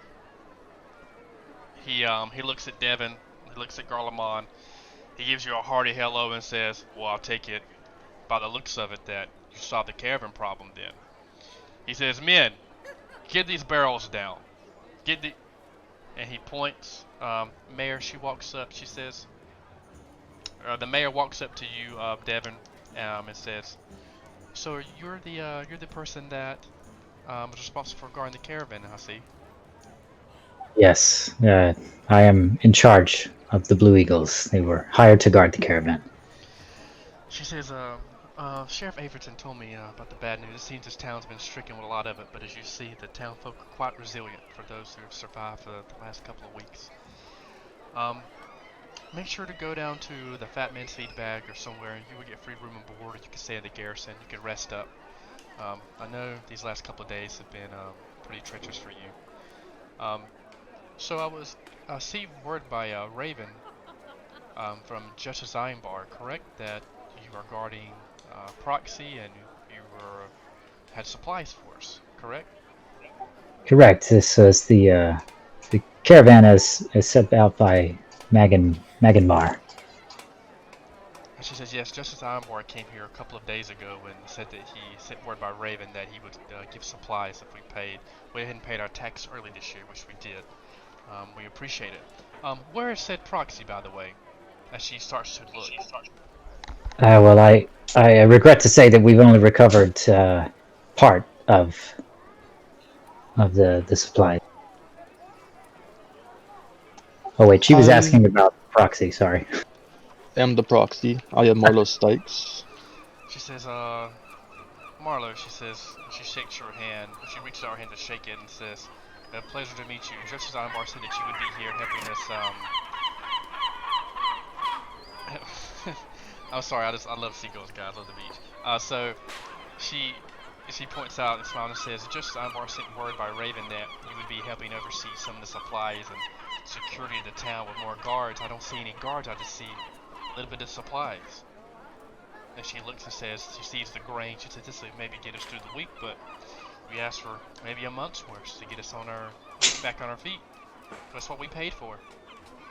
We have already found the location of the rest of the supplies that he had promised to send you. They'll be returning to the town's possession within the next few weeks. She says, well, we just need to go and retrieve them. She says, well, I hope it's within the next couple of days, because she points at this. She sees the sheep there. She sees the chickens. She says, I didn't expect the feast. We're about humble people here at Sandpoint, but she says, I guess a day at a time. As she points. She looks at Garlemon and says, Garlemon, I take it you had something to do with this? Yeah, it wasn't nothing too complicated. We're gonna go back out, hit up the cave, and get the rest of what you're looking for. It won't be no trouble. She says, Garlemon, I'm glad to see that your the band of adventures may have changed. She says, I wanted to tell you that I've actually been looking for you. Shaylu has decided to leave the town, and she has requested that you and Aloysius meet her at the beach. She says that she wanted you to wish your fallen comrade that she asked a favor for you. I mean, I certainly ain't gonna turn her down. But in the meantime, we can form an attack plan. You and the sheriff here can use the garrison. There's spare bedrooms in here, Marlowe. Of course, you can stay at my house, but to be honest with you, I stay with my brother and his wife and my nieces and nephews, and it's kind of a bit of a ruckus there. So I can secure you stay at an inn, make sure that you're well fed, much as that we can afford here. Sheriff, I'm gonna keep the tallies here. I'm gonna tally here up. We're gonna get a couple of clerks here and see that these go. If you don't mind, leave some of your militia here, maybe the Baylor, so that nothing breaks out. For the riots have been pretty quiet for the last couple of days, but we don't want people seeing the food and getting any crazy ideas here. Shaylu said that she'd be at the beach, Garlemon. She points at you to Aloysius in this area right here. So she bids you good day. Actually, before you go, I do have one question. Of course. If I was to learn about the town's history, where would I go to most do so? Okay, I'm gonna tell you. You can make a knowledge local check. I'll give you a bonus. But if any of my original players can tell him where to go get a history of the town, I will award you one special DM Jeremy check. Don't And you a go magic to weapon. Got you. don't you go to We that have bookstore go that we went talk to? that old man. What's the Yep. name of the bookstore? Oh, that's cheating. Oh, that's It was cheating. that old man. He had that. I don't have the dusty old bookstore book. name, but I have the bookshop owner, What's his name? Chas Howden. Yes, I'll give you half of a point for Spencer for that. His bookstore is called the Curious Goblin. She says, of course, Chas Howden runs the Curious Goblin here in Sandpoint. She tells you that on the map, which the players have, it's going to be on the map. 22. I thought he was like right here. Oh, yep, Spencer knew. Look at that. Bam. Good job, Spence. Same to you, Aloysius and Garlemon, just looking for a name. She says that Chas Howard at the Curious Goblin will be able to lead you in that direction of the history of Sandpoint. He is well more versed in the history of than I. Then I'll probably be spending my free time there between my duties as a proxy. Okay. Before we Because there's part another ways- more free investigation that I'm currently undertaking. Okay. She Before we says part ways, she says she hears a voice kind of from the back. She says, "Who is speaking?" Because you are a rat folk, so you're smaller. So she's speaking and Yeah, she's I'll- looking, so she doesn't see any. She didn't see anything. I'll try to wiggle out to the front. Before we part ways and meet back up for the little goblin expedition, would anyone mind pointing me to a Mr. Ransom? I kind of need to meet up with him to fulfill an order as part of the transport. Okay, I'm going to, since we're actually here, let me go ahead and move the party here. I got maps, let's use them. Go ahead and put your figures here, boys and girls. This is the mayor right here. There's 2 Garlemons. What? No, there cannot be. One must be destroyed. There can only be one. So, she, tells you Lord Renson, she's actually one of the new council members. By the way, if you go to Gazette, please read the newspapers. Spend time on them. So Lord Ranson's actually been very, very busy. He usually is at the Fat Man's feedback. He has invested some time and coin there. What? She's like, what would you do? Why do you need Lord Ranson's? Can I help you? It's a I'm matter the of mayor here. Can I help you do anything?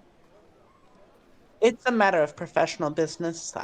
No offense to it, though. I would like a tour. You said the Fat Man's feedback. Mm-hmm. I've just arrived in town as a survivor from the caravan, so I'm not quite sure where that is. If you could show me around, I would appreciate it. She says, well, you have the best tour guides here. Broderick, Jacques, and Marius are from Sandpoint. I have to get through with the supplies, but they could surely help you. And when she says that, I'll give you a +2 on your knowledge check.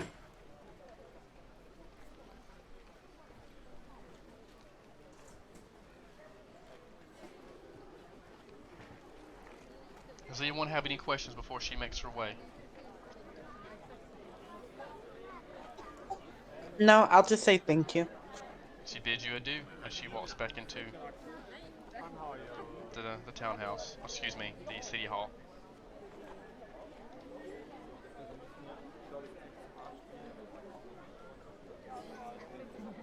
Okay.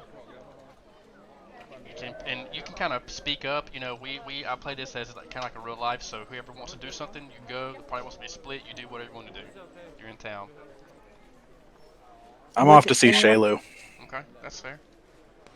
I'm with him. I'll go trade in my goblin ears. Okay, Bobby. Whisk for me. Your goblin ears. Make sure you put that on your part of the Sandpoint party. How much money and for the whatever. We're gonna go over here for a quick second. Let's go here.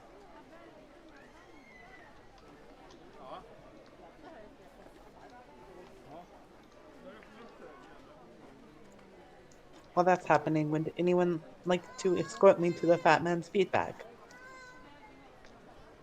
Yes, I'll be happy to escort you there. It's the least I can do, considering you were part of my caravan. I'll probably come too. If I'm going to be here and acting as a proxy, I need to familiarize myself with the influential people of the town. Okay. So excellent.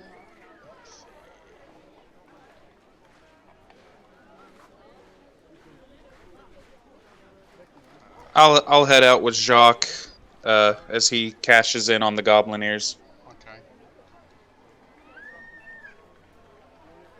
Let me get my.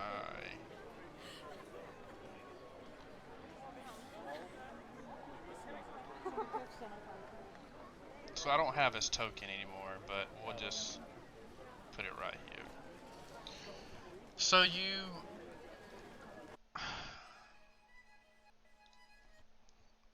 Garlemon, you see Shayla here by the beach. But you see your fallen comrade. Aloysius, you're there too. She's torn up, you can see tears in her eyes. She looks up, she draws her bow, shaking. She says, Garlemon, Aloysius. She says, I'm sorry I've been absent these last couple of days, but I think I'm done with this town.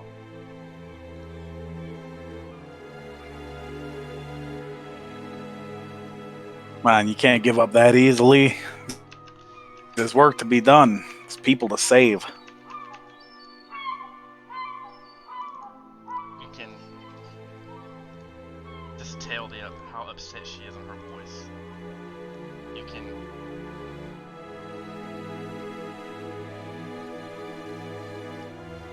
he just seems different, Garlemon. You know, she was the leader of your of your band of adventurers. You can just tell that something doesn't seem right.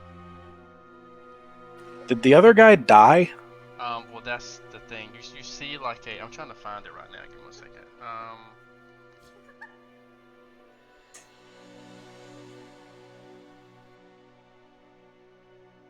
There we go. You can hear the waves kind of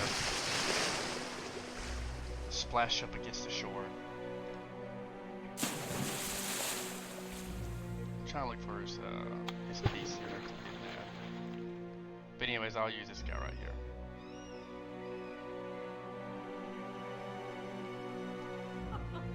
So you see this raft in front of you. And he's dressed in like all white. You know that he was an elvish as well. He's fairly faintly breathing. So Garlemon, there you go.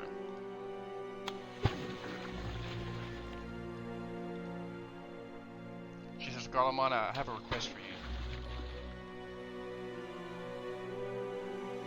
Well, I ain't gonna turn you down. What's up? She says, you know, we, Aloysius, myself, Zendrick, and you, we fought many battles. And I know that at the end of his life, Zendrick would not want to be, he wouldn't want to live the rest of his life like this way. Defecating, pissing on himself, not having a life, not being able to adventure, not being able to feel the sun, to jump from branch to branch, to swim in these chilled waters. He wouldn't want to live like this.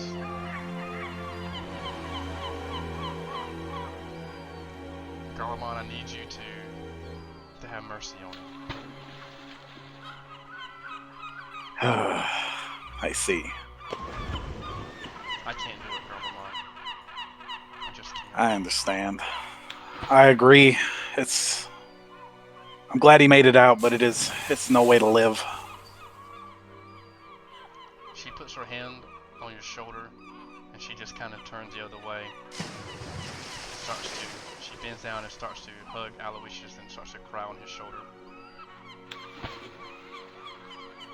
Garlemond takes out one of the bottles of Alias. He takes a swig out of it. He gets down on one knee. Well, old friend, this is going to be our last drink together. So I hope you enjoy it with me. And he's going to put the bottle up to his mouth and just pour just a little bit of booze in his mouth. I know it might be a little strong for you, but hopefully it's enough of a celebration. Send you off to the next life. He'll take out his sword, raise it real high, and one swift move, he'll take his head. Fucking, oh my god, his head. Yeah, I thought he was gonna suffocate him to death. Man, Garlemon's rough. No, suffocating is a way slower, worse. That's a shitty way to die. That was a pretty swift judgment call there. As Garlemon gives mercy, she says, Aloysius, can I have a bit of your fire? Will you light my arrow? Garlemon, will you push him out to sea? Yeah, I use a tinder stick to light her arrow. Garlemond will give him a push. As he starts to drift to sea, Shaylu steps up, eyes closed, but she's just such a good shot. You hear the arrow. You hear it come down on the body. And you hear fire as the raft starts to set ablaze as Zendrick drifts out to sea.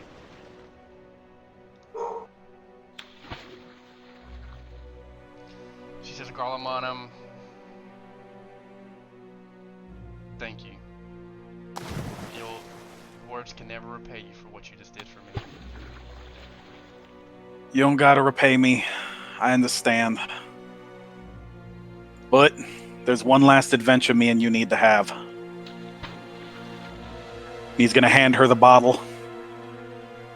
If we're gonna go out, we're not gonna go out crying. We're not gonna go out sad. We're gonna go out drunk. We're gonna go out happy. We're gonna tell stories, and we're gonna have a good night. Last night we're gonna spend together, but it's gonna be a good one, damn it.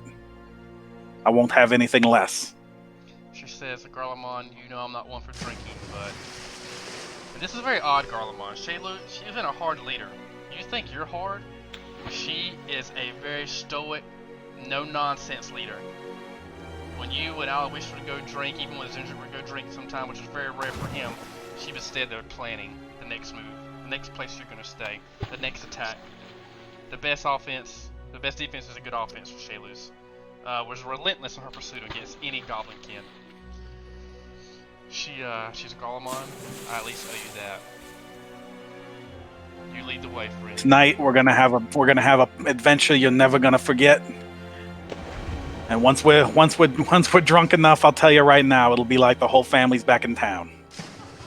Wake up tomorrow, and it'll all be behind us. She gives you a slight smirk as you three, Aloysius, Garlemon, and Shaylu, and make your way to the nearest tavern. Okay, we have Sandpoint here. So, Bella, Marlowe, and Devin make their way down to the docks. The waves can still be heard splashing as you see the waves kind of crash and hit the bow of the ships. You pass through the marketplace, kids playing, seagulls in the air. You can still get this depth. You can taste the salt as the waves lash up against the cliff face and turns to mist.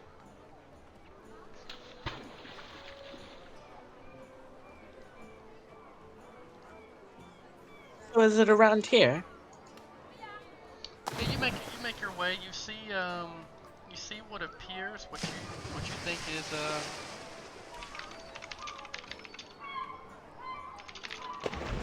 Batman's feed bag with Marlowe and Devin in tow.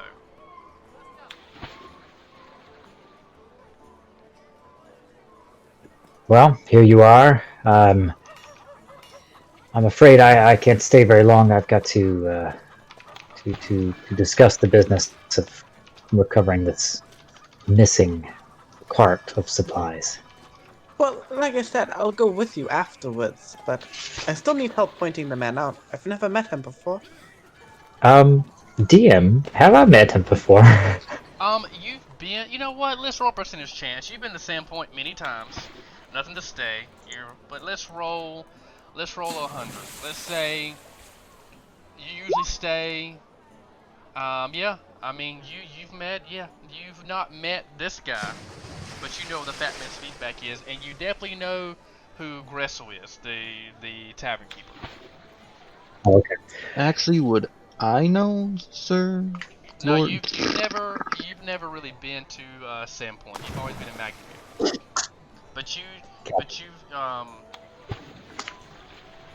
kind of know who Rancid is. You've seen him in Maginmar, so you would know what he looks like more than anybody. Okay. So I might be able to see him. Yes, of course, Bella. I'm so sorry. My thoughts are a bit clouded right now.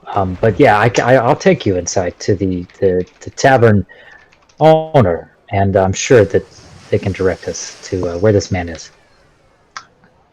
Unless the proxy here has a little better idea and can spot him. I've seen him a few times in Magnimar, but it's been many years. Well, let's take a look inside, shall we? Alright, we'll go inside. Let's see what we got here, boys and girls.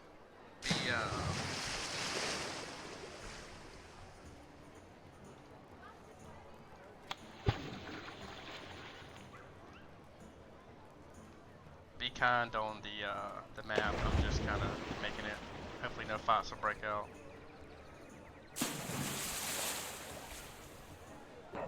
I demand excellent maps, or I quit. You know how I am, Matthew. Actually, your map game is strong. I can't complain. Well, it's been that way since high school. You remember when we used to draw Oh, maps out as a kid? Yeah, I know. Back in the hand-drawn days, yeah. There we go. That's an army store, though. That's the wrong thing. I'm sorry. But we'll just use that for right now. That's a big fail. It looks like a kit rod knife-making display. Let's go ahead and we'll just use it right now. You can pop your characters in, please. You know, I tried to do that earlier by dragging my name in, and it's not working. I'm not sure why. Dang, we Wow, are that's tiny. a lot of weapons. So you Either those weapons are giant or we are tiny.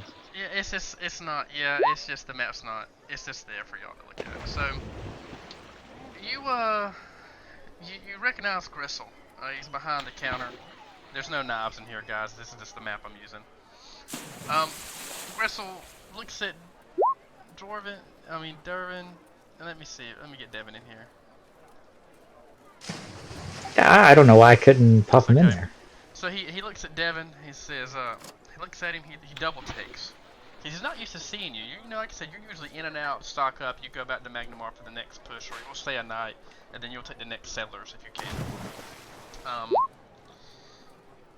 And he says, "So Devin, what brings you here? I'm blessed with your presence. I normally get to see you once a couple of times a year." I know, and I'm sad to say that I cannot stay long this time. I'm here to escort and assist this young lady here, Bella, as she's looking for a person of interest. I'll do like a kind of awkward bow. He kind of looks at you like cross-eyed. No, not cross-eyed, but that little emoji that you have on your iPhone with the two eyes looking down. And he's like, "She's with you, Devin?" Yes, she was with our caravan. Unfortunately, she's one of the few survivors. He says, "What I'm brings what are you doing in a place like the Fat Man's Feed Bag? You look like a mere child." I'm a full-grown adult. But I am looking for Mr. Rance. Sir Rance, what? He kind of tenses up a little bit. He says, "What business do you have with him?" That's of a personal matter that I can't discuss. Professionalism and all. At that moment, as Lord Rance is mentioned, you see a couple of seedy-looking guys come up from the corner of the room. They kind of walk up to you. This place is very dimly lit. They say, "Sorry." They say, what's a girl like you looking for Lord Rance for? Maybe I can be of assistance, sweetie." No, and again, please don't put your hands on me. It'll only end badly for you. At that, I think Devin was going to put his hand to the hilt of his sword and sort of give them a very obvious, like, no, don't do that. Marlowe will do the same. At that moment, you say, "Calm down." You hear a voice, "Calm down," and a light chuckle as you see this man sitting in the corner. He says, "Settle down, guys." They kind of back off and says, "You three come here."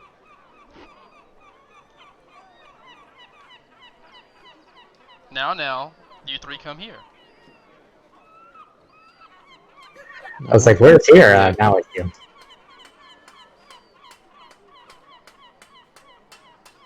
He says, who you might be, dear?"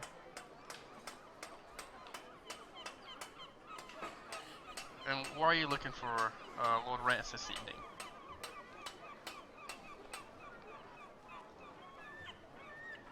To Bella.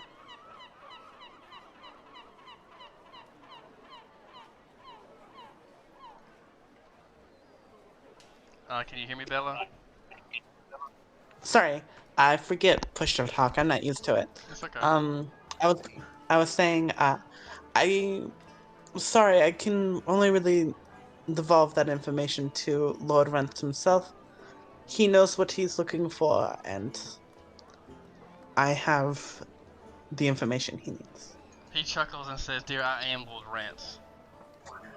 Oh, sorry, I hadn't had the pleasure of meeting your acquaintance. And then she'll turn around and like rummage into her backpack and pull out a heavily chained up tome and put it on the table. He takes it and flips through the pages of the tome. He says, "You must be the archaeologist from Maginmar I requested for..." It doesn't matter. Um, Yes, my lord. He pulls Gressel. He says, Gressel, um, pay this dame in coin, please. You see Gressel behind the bar. He says, Gressel has your payment, and I thank you for your patience. If I have any other problems that need your expertise, you will be summoned. Thank you, my lord. And then I'll go and collect my coin. Yep. Okay, and that's it. He says, and he kind of takes his hand, and says, "All right, well, off with you lot now." I will take my leave. I'll definitely leave with them because they're going to explore somewhere that may have ruins, and I am definitely interested in that. Marla, do you have any questions before you step away? Before I leave, I just want to give a quick introduction since we may be working closely together in the near future. I am a proxy from Maginmar. I'm an Inquisitor. I'm here to the town to help deal with supplies, keeping track, getting more, and security. Well, He says proxy by who? Can you remind me? I'm bad with names. That's Justice Ironbar. Justin Ironbar. Justice Ironbar. Justice Ironbar. He asked you would have this, so he asked you to hold your ring up to give some truth to that. You would Marlo will hold his ring up. Yeah, you would have a ring or a signet ring that you use to sign stuff, things like that. He sees the emblem from Justice Ironbar's, I guess you say, council. He says it's very odd that a justice all the way in Maginmar would have any interest in a small town like Sandpoint, but to each their own, I guess. He says, they paid their taxes early. He says, I'm pretty sure me and you will have conversation in the future now that I'm on the council. So I look forward to doing business with you in the future. As do I. As do I. So so we're back to Sandpoint now, and I see your whispers from Jacques and Broderick. Yeah, I'll use my last spell slot and cast Identify on the 2 scrolls and on the 1 potion.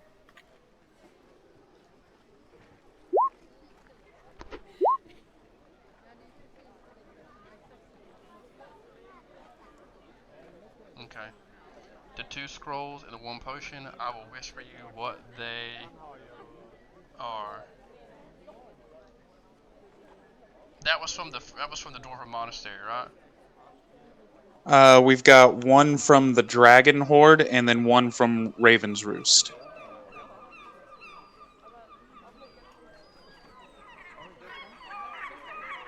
Because there were 2 in the Dragon Horde. One was Shocking Grasp, one we did not identify. And there was only 1 scroll from Raven's Roost.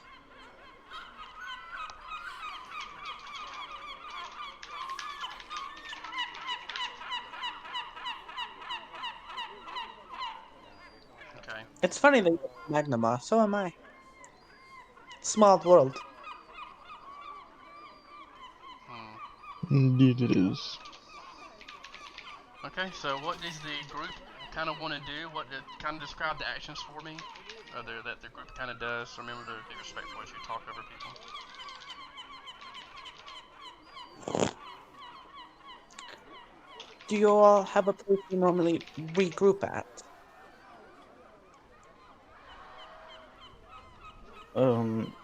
Not really. Most of the time we could just look at Broderick's place.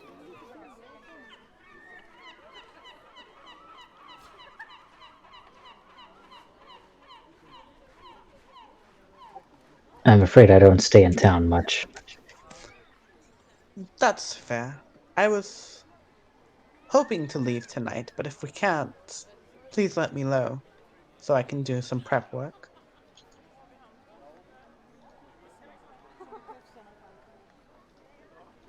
Yeah. On that note, DM, with my vague experience with the town, would I have any pointers for Bella as to? Well, actually, sorry. When we were introduced earlier, we were told we could head somewhere to have free room and board, weren't we? Mm-hmm. So the free room and board, you could go to the White Deer, which is number 3 on the map.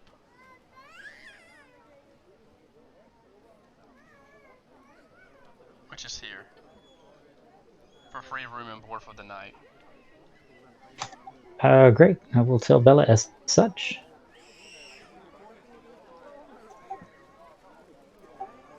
As I think during that conversation, they were actually at the back of the the party. Yeah, it's really hard to see over all of you. You're fairly tall. Oh, that's fair. So, I'll have Devin and Bella and Marlo walk the way to the White Deer. Mario, Excellent. what are you doing in this right now?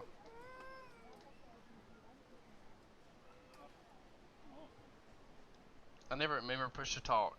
We never got what Marius would do when he came into the fray of Sandpoint.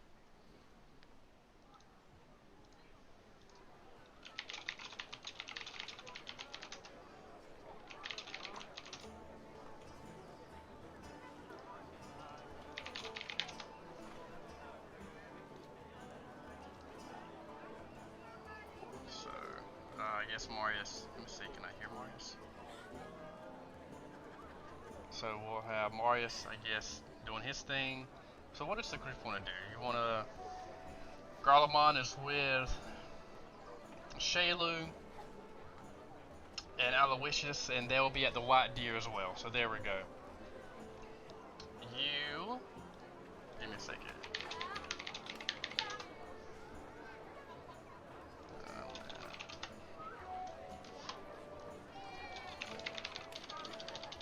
So the party kind of converges. You see Shaylu, Aloysius, and Garlemon. They're drinking at the White Deer. Devin and Bella and Marlo make their way. You see them at the bar, the inn, the tavern, the bar wench comes up to you. You talk to them about security room and board. You go up to your rooms, you unpack, you settle in, and I'll just say that you three make your way down to those three.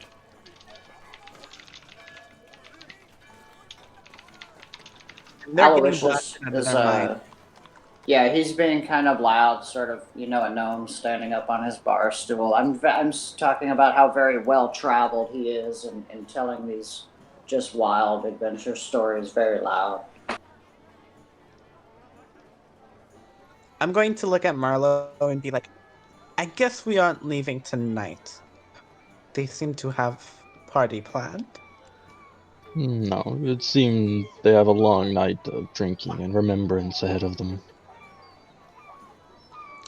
In that case, I'll retire to my room, because I have a lot to prep for tomorrow. I'll probably retire to my room as well, because I do not know if I'll be joining you tomorrow, but I do have to write back to my fiancée, since my letter's already a few days late.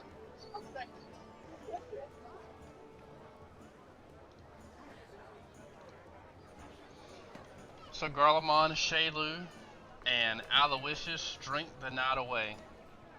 Garlemon, you, Aloysius, and Shaylu have shared a room for the evening. You kinda... you know what, I'm gonna end it there. Not end the session, but end it there for right now.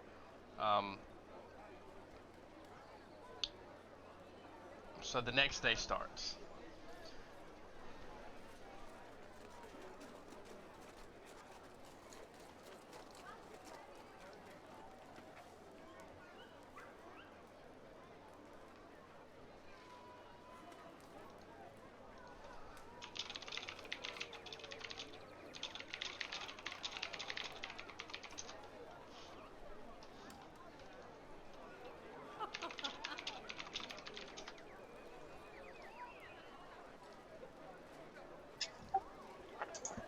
I have to ask Tim. I imagine this is probably unprecedented for Devin. this entire situation. Would the best person to speak with about recovering what remains of the supplies, is it the mayor? What about the mayor? Is that who I should speak with about? I mean, who exactly in town should I speak with about the arrangement made, or should I just speak with Marlowe about what to do to pursue the remaining supplies? Well, I guess that would be a plan for the party, right? Yeah, I would assume so. That works for me. I'm thinking motivation-wise, though, Devin's probably concerned about, upholding the remaining end of his bargain, so to speak. Did the entire party stay here for the night, or was it just myself, Marlowe, and Bella? Well, Marius is in the church. Broderick is staying at Hannah's, and then Jacques is at your place. Never mind. I'm good with staying at Hannah's as long as I don't have to stay with Gravi. Yeah, you're not staying with your brother. You're kind of, whatnot. You just kind of sleep there. And then Garlemon, Marlowe, Bella, and, Shaylu and Aloysius stayed at the White Deer. I gotcha. In that case, I imagine I'll probably try to meet with Marlowe sometime in the morning after we wake and discuss our plans. Okay. So you wake up.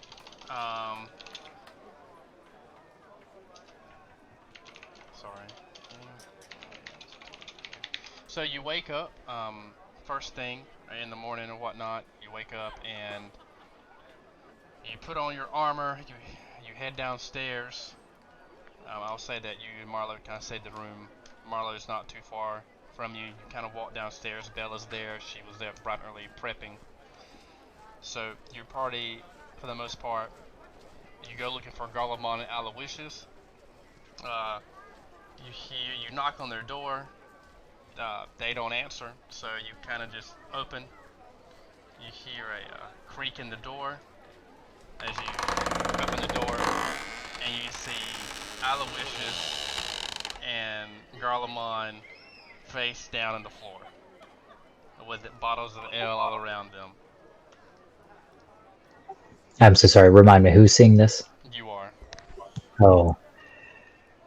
Wow. It looks like someone was able to have a good night last night. And I'm going to kind of poke, sort of with the toe of my foot, Garlemon, or whoever's closest. A good night. It wasn't good at all. I don't know, huh? If it wasn't good, it was great.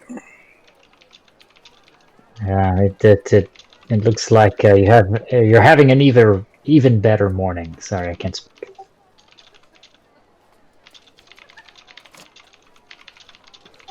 Well, I'm looking to make preparations for recovering the remaining bit of supplies that are owed the city. And I'm wondering if I can count on you once again. I know it's a lot to ask, but you were so helpful with with yesterday's revenge mission. I'm scared of nothing. Of course, I'll we show can. those damn orcs. Oh, well, I hope they haven't become orcs overnight. Thankfully, they're just goblins, which should be no problem for some dragon I'll show players. those baby orcs. I hate goblins. I hate baby orcs. Me too, brothers. Okay. As you wake up and look Garlemon, you notice that Shayla's bed is tidied up, neat, and all her belongings are gone.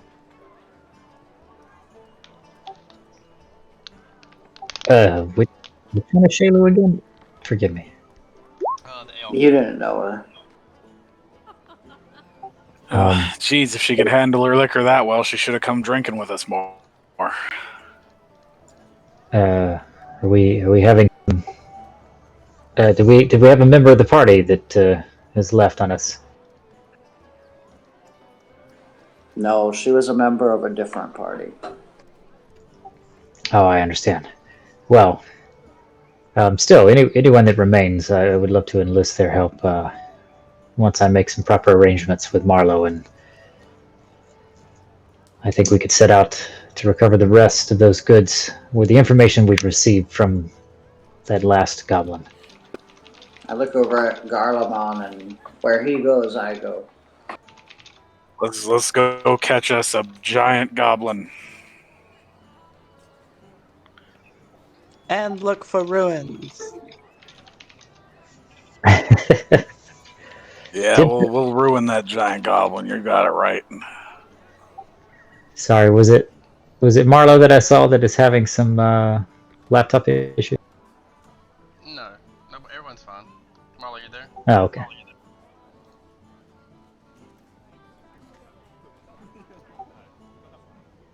I thought I saw something in the chat saying that they were somebody's laptop froze.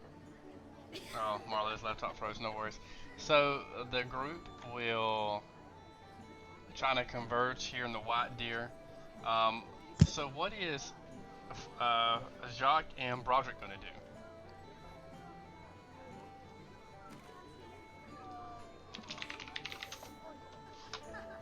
What is your plan of attack? Go ahead, Jacques. I think I'll just go to the tavern to the rest of them.